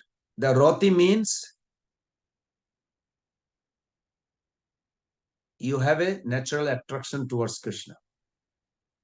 But until outside this two potency comes, 7.99 in Chaitanya Charitamrita, Prabhupada boldly says, until that two potency enter into the heart, nobody can escape from material nature. What is that two potency? This is what actually turn into roti. Roti you have, but outside this two potency, what roti made of, will actually manifest what is inside. So that's sadhana bhakti began. What is Sambit Bhakti? Sambit Shakti. That two potency. Let's give a brief. Please remember this. Sambit means it will reveal self and your relationship with Krishna. Because that Sambit potency directly come not from any incarnation. Even Ram Bhakta, even other Bhakta. But we have to remember, Sambit origin is Lord Krishna himself. He is the predominating deity. Even though everything is his, but everything he does not control directly. Just like Maya Devi. He controls, he associates with Maya through Shiva, not directly ever. Like this, direct, indirect. But Sambit is directly with him. That energy emanates from his heart. She lives there. Jastaste Hridaya Sambit. Bhagisha Jasya Badane Lakshmi Jasya Bhakshashi. Lakshmi Devi is on the Bhaksha, means chest. Bhagisha, the speaking, glorifying the Lord, it's on the lips of the Lord. Bhagisha Jasya Badane Lakshmi Jasya Bhakshashi. Jasyaste Hridaya Sambit. This Sambit potency is directly reside in the heart of Krishna. And from that potency emanates, transmit to the eternal associate, Nitya Siddha, then to our Guru through Prabhupada, then to our heart. Then we will connect. Oh, you'll start feeling about Krishna. You'll start seeing the relationship with Krishna. That means Sambit is fructifying. Sambit is manifesting slowly, like a moon. Little 1 day, 2 days, little more light, 3, 5 days crescent. Then one day it will be full moon, fully revealed. Like this, slowly reveals. What is Ladini? Ladini has a two manifestation, Prabhupada writes. One manifestation is pure service to Krishna. And it will come from Krishna only. Even though it's coming from the heart of Radharani, but Krishna will arrange. He will sanction, it will come to your heart.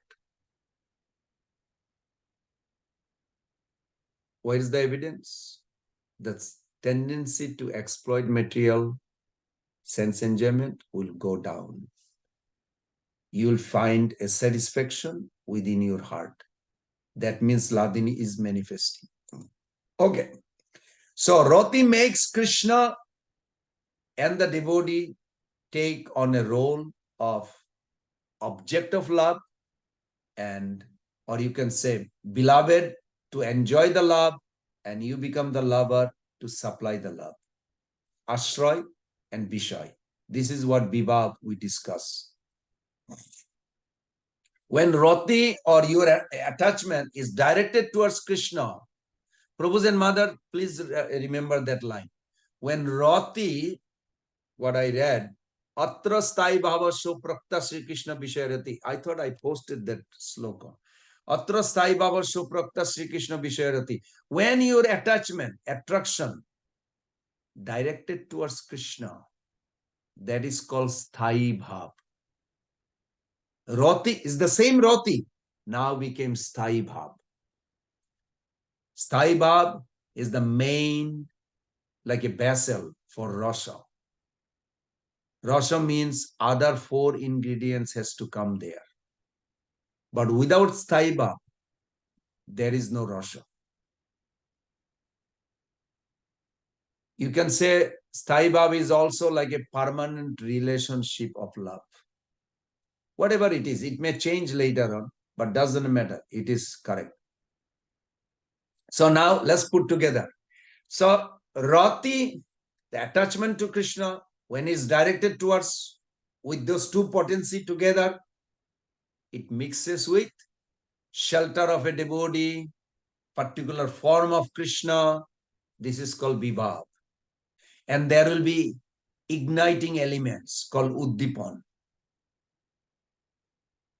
like Holy Dham, Krishna's flute. Just like when the Muslim king was conversing with Mukunda Das, Raghunandan Thakur's father, and Mahaprabhu tell the story to everybody. And Muslim servant, he's fanning the king with peacock feather, a big fan. Just by seeing this, he remembered Krishna. All of a sudden, Krishna's feeling came and he fainted. And he fell off the ground. Then the king finally came down on the floor. He said, "What happened? What happened? You are a doctor. You came to check my health, but you got sick. What happened?" He lied. He said, "I have epilepsy," because he didn't know how to express that I am in love with Krishna. He said, "I have epilepsy." But hey, guess what? Mahaprabhu knows. He is in the heart. Mahaprabhu told the whole world. Today we're discussing also. Mahaprabhu says, "This Mukunda Datta, Mukunda Das, Raghunandan's father, just by seeing the peacock feather, he remembered Krishna and he completely went out of control. He cried. And then he said he has epilepsy." Mahaprabhu also said that he lied. So these are called Vibhav. Vibhav means you are fascinated about particular Brajabashi's mood. You want to please Krishna like this. And Krishna in a particular form also reciprocate like this. Then something ignites you. This is Vibhav. Then when Vibhav arises in your heart, you feel like to express this. You want to like express somebody about your feeling, what you want to. You need a good mentor. You need a good devotee. Bhakti Siddhanta Thakur cried. And he gave a reason why he cried when Bhaktivinoda Thakur left this world. When Gaur-Kishoredas Babaji left this world, he was crying. He was devastated. And one of the cause he said, main cause, he said, "I would always go and express my feeling and they would correct me what is right, what is wrong." Even though he's Mahabhagavad. So nice. We should do that. But now he's gone. I'm completely bereft. Whom am I going to go? Who can I express my realization? I'm so deprived. It's so nice. He explained why he's crying. It's not a bodily relationship only that he's crying. He's crying for a genuine need and supply. So this is called Anubhav. Anubhav means you consciously are activating your feeling by expressing, by dancing, by singing, like that. But when it is not controllable by your intelligence, then it's called Sattik Bhav. That creates the shedding tears here, standing here, all this. Then you come in contact with impression or memory will ignite some deep emotional effect in that relationship. That's called Bevichari. Like Nanda Maharaj said, I cannot stop crying. I better go outside. So he goes outside and he remembers, oh, Krishna would put his head through these hedges to see what is outside. Just by thinking how Krishna got trapped in that hedge, hedge bush. And he remembers and he cried, and Nanda Baba ran over there to pick him up. And Nanda Maharaj now, he sat down there and he's crying and crying and crying. So it's like, you are crying inside, you are crying outside. Maybe you want to go inside. I want to stop crying. I don't want to go on life like this. But he went on life like this, 112 and a half years. Because so much missing Krishna. What was Krishna's value? What is the value of a person's presence? When you miss in his absence. Nanda Maharaj has demonstrated that. It's so nice. Okay. There's so much to say, but I'll give a short version of the 9 symptoms. Prabhus and mothers, it will be nice if you can focus on those verses. It's in Madhya Lila, chapter 23, 18 and 19. 18 and 19. It is very important because Prabhupada did say that we must examine our heart whether we are developing this symptom or not. We need more Krishna experience than Krishna explanation, isn't it? Yes. To experience, we need to do bhakti and acquire relationship. Then apply that understanding and you will experience. Experience will not come from a sky or all of a sudden from some other tools. No. Experience is when you focus, internalize, you apply in your life, you will start experiencing. And make a journal. Write down. Write down what you experience. And then one day when journal is full, like Prabhupada, he used to write every day journal. Lilamrita came to this like that. So very nice. In our life, what we do in the beginning, our spirituality is about identity change, isn't it? First, we do identity change. You had a Karmi identity. Now you have a new life, new group of people making the social shift in our life. Actually, that dominates, is it? Even though I have a new bhaktas in our place where I am, and they see their surrounding, their idea, everything dominates. What was the before they came, before few weeks or few months, completely slowly disappearing. Our values changes, our principle changes. You can say we're still in the same age, like within these few months. Yes, but dramatic change take place. Your habit change. You give up all these four regular, breaking, eating meat, all these things. You gave up habits. Your desire also changes. Externally associated with the spiritual process, we may not have fully adapted it internally in the beginning. But as we grow, we can see we go deeper and higher. We realize that spirituality is more than an identity, isn't it? We actually embrace the process of transformation. I see most of you are changing yourself. You don't think anymore like the way you were thinking before. That's why you need some friendship with the other devotee, other senior, just for them to examine you. Where you were. Today's Ekadashi, we read in every Ekadashi, Bhaktivinoda Thakur says, every Ekadashi one should examine their heart. Where I was last Ekadashi. Did I advance? If not, the association has corrupted. I should give up. Like this kind of examination has to be there. Actually, we embrace the process of transformation, all the ups and downs that go with it. What do you do at that stage? You value. You see that you made substantial commitment to devotional service. I'm going to chant 60 rounds every day, 4 regulated principle. You change your lifestyle. Your brother, sister, if they're not devotee, they don't match anymore. They don't attract. Their new outfit doesn't attract you. You just feel, simple is good. I like, not that you insult them, but you just like that.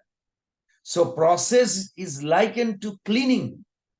It can be struggle with determination to work through all the obstacles, issues that appear on the journey. But all of us, we are persevere. The heart is cleansed, conviction grow, and we develop a natural attachment to the practice that previously seemed difficult.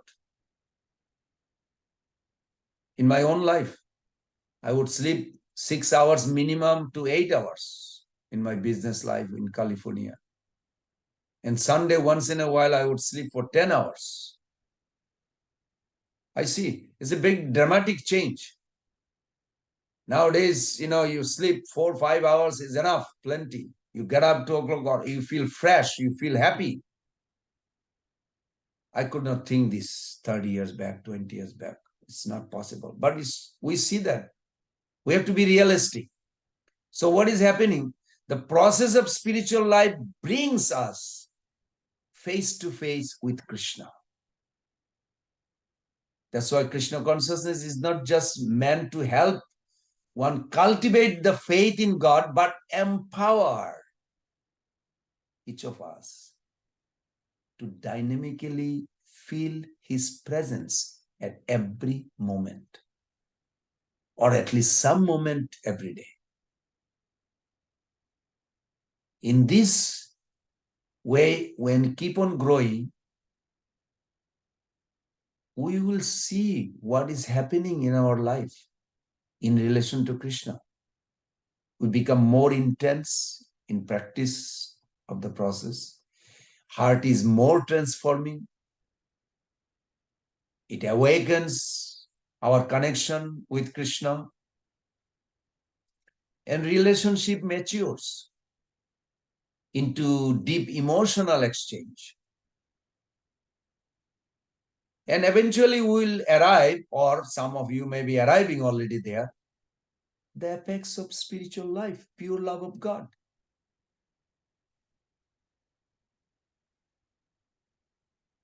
So I'm going to tell you briefly this 9 symptom, because as we mentioned, Bharat Maharaj was at the stage of ecstatic emotion, bhava.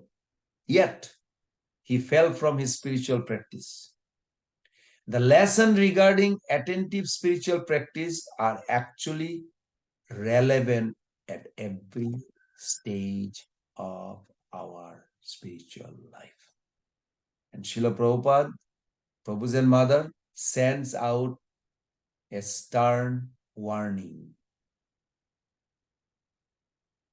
When you have time, please look at that line. It ringing in my ear. So many days in my life. This is from Bhagavatam 5.8.7. In the beginning, I tried to remember, it was difficult, but now it is ringing all the time. Prabhupada writes, spiritual salvation and liberation from material bondage must be worked out with great caution. Otherwise, a little discrepancy will cause one to fall down again to material existence. I put it in another example, as Sripad Radhanath Maharaj explained me. When you are progressing, means you are driving spiritual vehicle high speed. When you're driving 5 miles an hour, you hit something, is bad, but not as bad when you are driving 200 miles an hour or 100 miles an hour. Little mistake could be destroying life. We want to go in a high speed, but we have to be very cautious. If we are not cautious, then we will suffer. So please look at this Madhulila .23.18-19, as I mentioned. Prabhupada talks about the 9 symptoms, and I hope you all are experiencing those 9 symptoms. What's the first symptom? Skanti. Skanti means tolerance. What is the tolerance? Well, when there's a trouble in the, sometimes devotee talks, I don't go anymore. I live by myself. That is not tolerance. Cooperation attracts Krishna.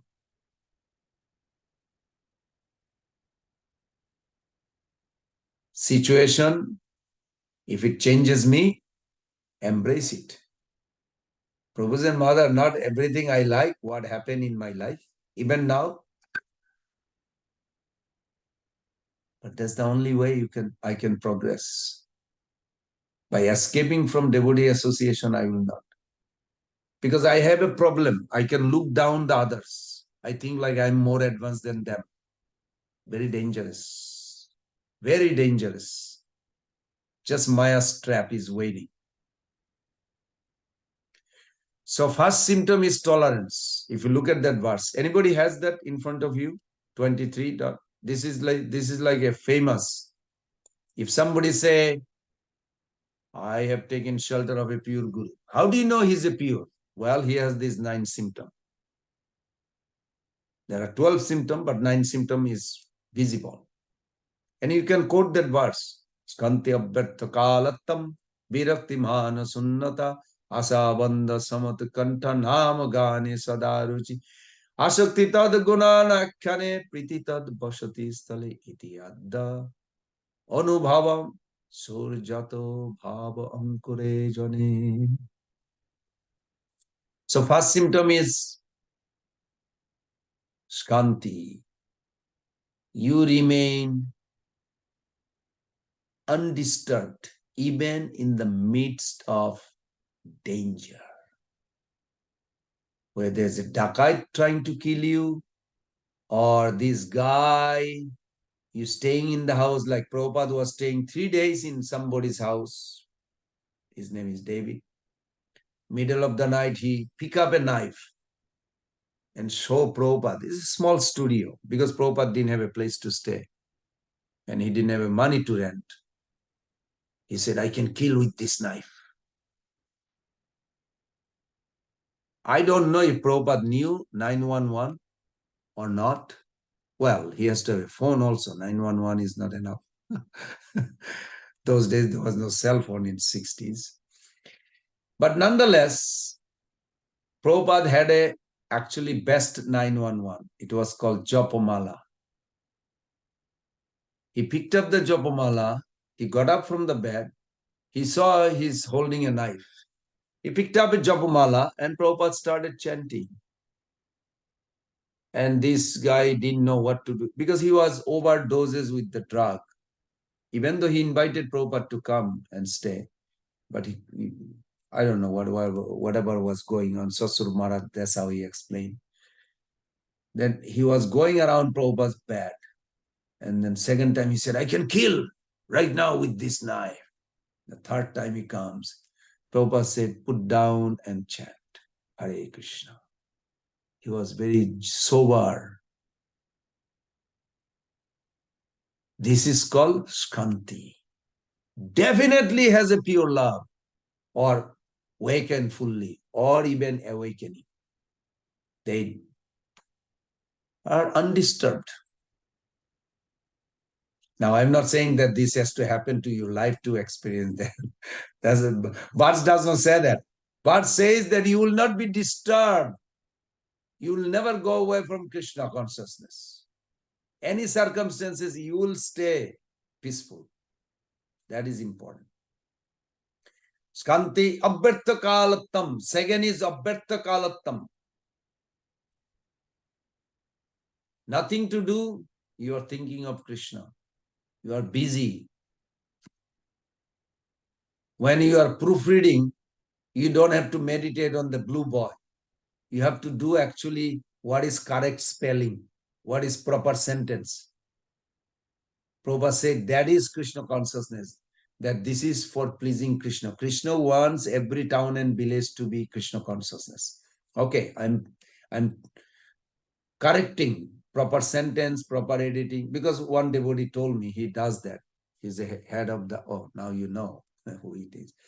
Anyway, so he said, and I like that letter, I put it in front of me, that Prabhupada said, when you edit for spreading Krishna consciousness, this editing is not like you have to meditate on Krishna's blue form.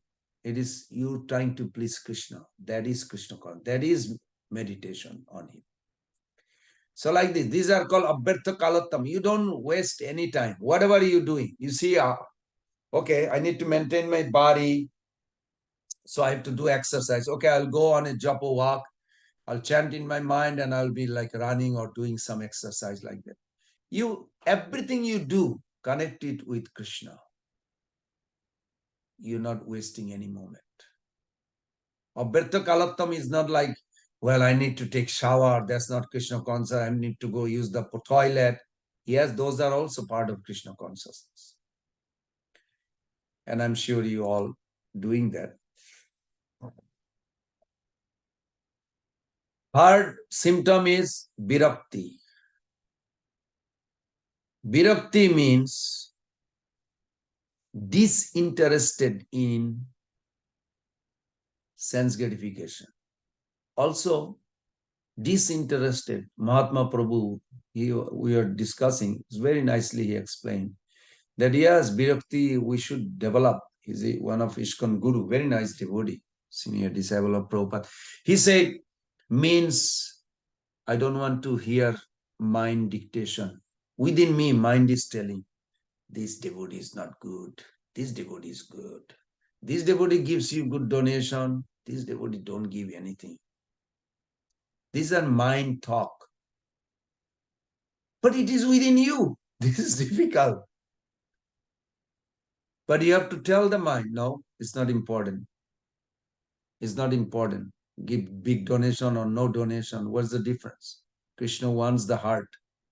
What I can do to bring that soul to the lotus feet of Krishna, that is Krishna consciousness. That is remembering Krishna. That is surrender position. Anukullasya sankalpa pratikullasya bharjanam. This mentality. So this is very nice. Detachment. Then manasunnata. Manasunnata means freedom from pride.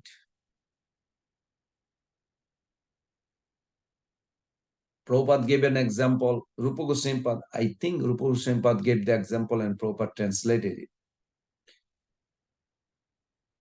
That when you actually advance, bhava is arising.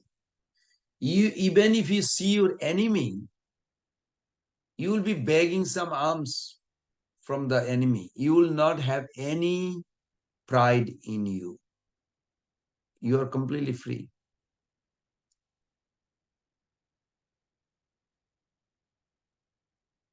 That's very heavy. And he gives the example of Lal Babu. I don't know where this example originally coming from. But Prabhupada said Lal Babu, he was a devotee. Rupa Goswami Pad also, in his Bhakti Rasamrita Sindhu, I found that story is also there. That one advance means prideless. Prideless means he talks about Padma Puran. Actually, Lal Babu's story is Padma Puran. Yeah. Now I remember that. It was. We were talking about Lal Babu also. Another one in Vrindavan. That's difference. But was very similar. He was a very rich man. He gave up everything and he would. There's a one devotee called Bhagat Ji. I don't know if any one of you met him. Prabhupada was very fond of him. And Prabhupada would ask, tell them the story of Lal Babu. Like that. That was another Lal Babu. But this Lal Babu, Prabhupada talks about landlord. He became a Vaishnava, but he was begging door to door, even to the homes of his political enemies. Begging involves being ready to be insulted by person. Look at, you are my enemy, now you are beggar, depend on me. But you gladly take that insult. You're not thinking anything less. Oh, I can show him off. I'll go and work hard, make more money and show him that I'm better off. No need. No. Means pride is there. It's difference. And I see that my note here, it says King Bhagirath. The Padma Puran states about King Bhagirath. That is another story. So like this, Manasunnata. Ashabandha. Ashabandha is very important. Everybody's life. Ashabandha means to engage the mind in bhajan, bound by the unswerving faith. Doesn't matter what happened, you are sick or healthy, you don't give up practicing. And you always hold, Krishna will help me. Krishna will change the situation. Krishna will help me with this mercy. And he would, but he's also waiting for you to actually experience whether you have love for him. It is very easy to go along with the people who agrees with you. Can you go along with the people who disagree with you?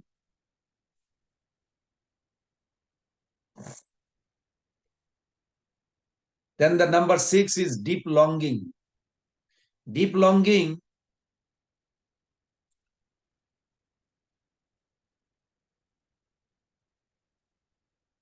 we should have, we should cultivate. How to cry for Krishna. Like Gaur Govinda Maharaj said, we should have a school to learn how to cry. I'm laughing. He's supposed to be thinking of crying. But he said, because it is not coming easily. You know, when somebody puts something about me in the Facebook, actually it's the first time in a really deeply emotionally, I was crying to Krishna, not to look down or anything, that I don't have any genuine affection for Krishna. If Krishna could please bestow this and remove all my dirt, last greed, anger. So it was good. So crying actually has a genuine result. Also in Nectar Devotion, Prabhupada did say in Nectar Devotion, I remember I read that crying is like a extinguisher, like fire extinguisher, you put down fire. Crying is required. Crying will destroy the entire material existence. I mean, crying for Krishna, not crying itself. Crying for Krishna, or Krishna's mercy. That is required. Deep longing is good. That we have to have a eagerness. When that eagerness stimulates, it causes tears. So that's good. That's number 6. What is number 7? Namagane Sadaruchi. Ask yourself, do you feel like to taste of talking about Krishna or hearing about Krishna? Do you feel happy about it? If you feel happy, you got a point. Out of 9, you got it right then and there.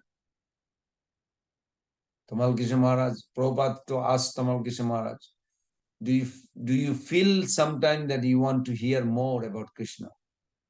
Tamal Krishna Maharaj said, yes, not all the time, Prabhupada, but sometime I do. I really want to know more. Prabhupada said, that means you are touching Suddha Sattva. Goodness, your pure goodness, you're touching. Try to be steady there. If you can increase, then your journey will be over. So testing machine is within. And number 8, only 2 left. Number 8 means asukti tad guna akkane. So before it was, you like to sing, you have some taste. It's almost like similar that when you have a tangible attachment to glorify Krishna, to talk about Krishna, you really feel happy. You have a tangible. That eagerness, describing Lord's pastimes or this beautiful philosophy of Rupa Goswami,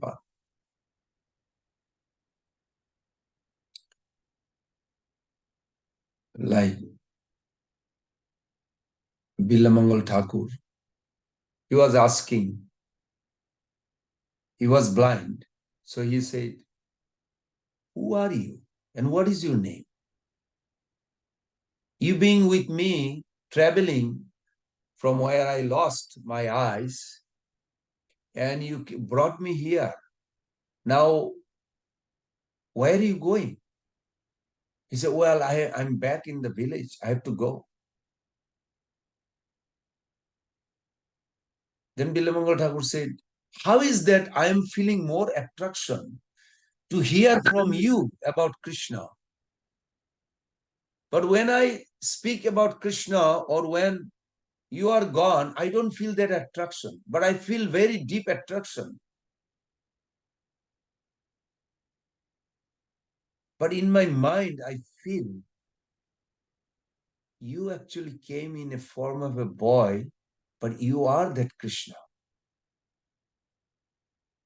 Krishna disappeared because he got caught. Then Billamangal Thakur was devastated. This is called attachment. Relationship built. Relationship built. Of course, Krishna has a intention to deliver, but how he delivers is a little mystery. Look at Radharani. There is another person here in Vrindavan. I think he's a newcomer. Radharani says, newcomer, but he's glorifying you so much. Wow. He is singing. He's blind, but he's singing. I want to hear. I am very attracted to hear about his way of glorifying you and our relationship. Krishna says, don't go nearby. He may be blind externally, but he knows because I got caught almost. Radharani says, but he came all the way to Vrindavan. Can't you give him darshan? You brought him all the way here. You told me the story. This is horrible. He had to poke his eyes. Give him darshan. Let's see for a while. Let's see how it goes. No, this is not fair. I want to really go very close and hear. Don't go too close. I give you warning. What will happen? He's blind. Can't you see? He's not going to see. He may be blind materially, his eyes poked. Radharani goes nearby. Krishna says, I know that is you here.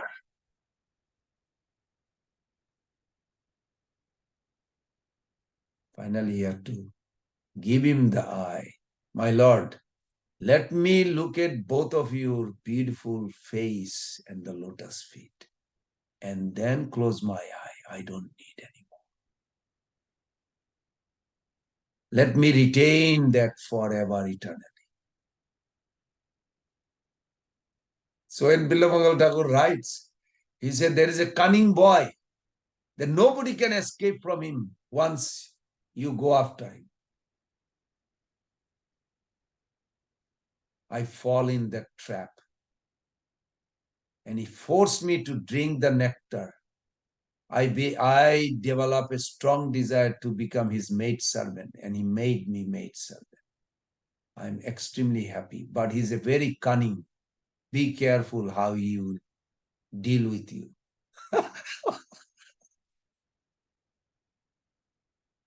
I want to stay eternally as his slave maidservant. Why are you saying a cunning boy? Because that's how he dealt with him. So this is called a place where you come, you have a reciprocation with that, you don't want to leave from that existence. That level of consciousness, that is called last one, Priti Tat Bhashati Stale. It is not a physical location. It is not a Vrindavan of material world or Mayapur of material world. It is a spiritual existence. Like for an example, Prabhupada was telling to Krishnadas Babaji Maharaj that I was very much enchanted with this singing. And I was very happy. All of a sudden, I felt a little chest pain. I was ringing bell also while I was singing. I was very happy. Then all of a sudden, I have a little chest pain. I open my eyes and I realize that I'm in New York hospital. So was he in Vrindavan or New York hospital? Prabhu's and mother, you figure it out.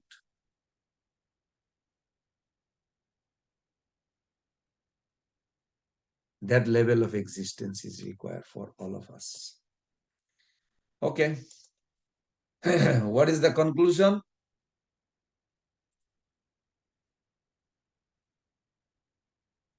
The conclusion is, after hearing all these 9 principles, if you attentively practice to awaken love, you will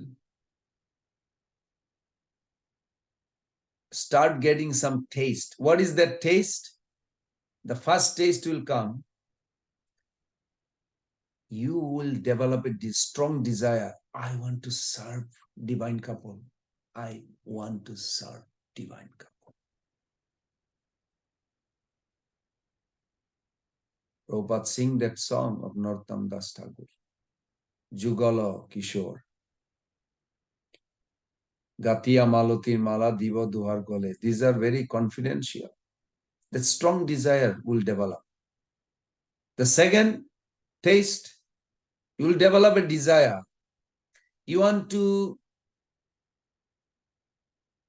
find out how favorable way you want to please that divine couple. Favorable way. Favorable. Favorable atmosphere, favorable intention. And the third taste for that will develop. You want to be with those devotees who are actually pleasing the Lord. So this is what the conclusion of Rati. Is everybody okay with this 9 principle? Can you all relate? Yes, no?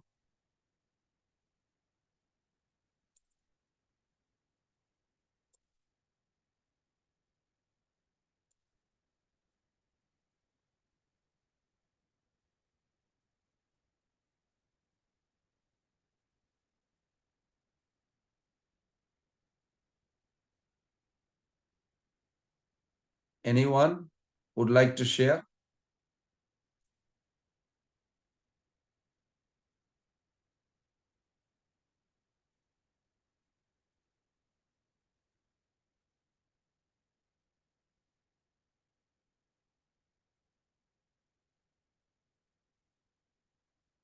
Now don't check your negativity. Even Bhishmadev was also checking his negativity.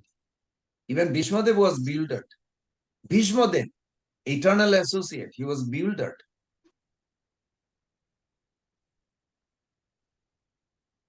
Bhishmadev spoke, I'm sure you all read 9th chapter, 1st canto. So many thought of school. What is dharma, pati dharma, sami dharma, all these dharma. At the end, said the most important thing is Lord wanted this battle to happen. And he told to Yudhishthira Maharaj, Lord wanted to have this battle. Why? And then he said, you are part of it. Now Lord wanted you to become king. According to plan, you now king, going to be king. All the Kauravas dead. So how to look at it? He gave a very nice, beautiful conclusion. Because he has an affection for all those people. Those who saw him first time, but did not.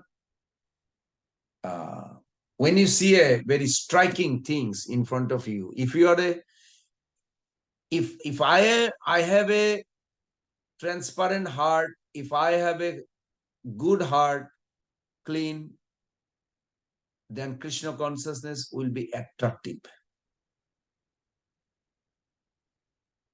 If I have a heart filled with tamagun, I'll try to run away. If I have a heart full of material desire, I may react like a Rajagun. But if my heart is like clear, at least some aspect, appreciative, feel satisfied, then I'll be attracted naturally. So Bhishmadev revealed that Lord Krishna arrived in the battlefield just to benefit everybody. Some people went to merge into Brahmajyoti. Some people went to Vaikuntha. Some people went to Golok Vrindavan. By seeing Krishna, 3 types of destiny they got. Do you know who created this 3 types of destiny? Was it Krishna? Or each individual created where they are going?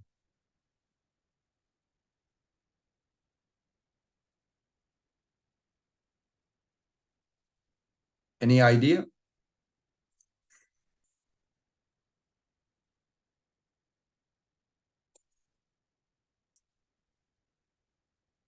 It is individual, us. Yes, Mother Sankari. Hare Krishna Prabhu, yeah, I have the same answer, each individual, because again, Krishna says, Ye yatha mam prapadyante. So he is equal to everybody, but whatever feeling, to whatever extent we would want our relationship with him to be, he's going to award that. Yeah, yeah, very good, very good. It is our own individual choice making our destiny. Of course, your choice is changing when you are associating with advanced devotee. So this is very good. Thank you.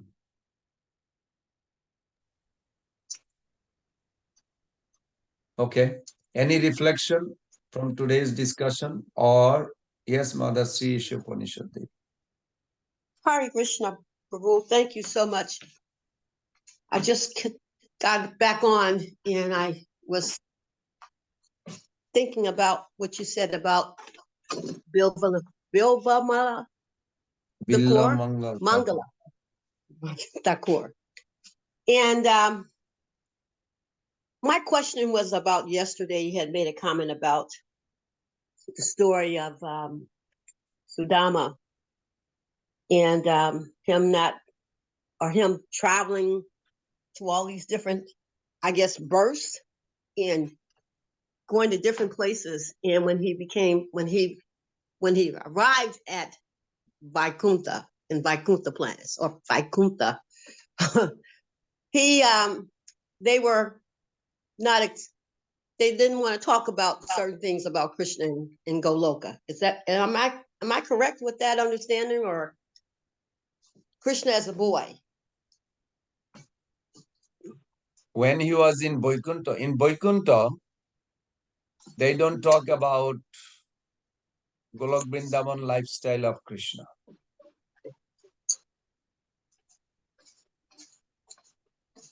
Okay, but because it intervenes their mood.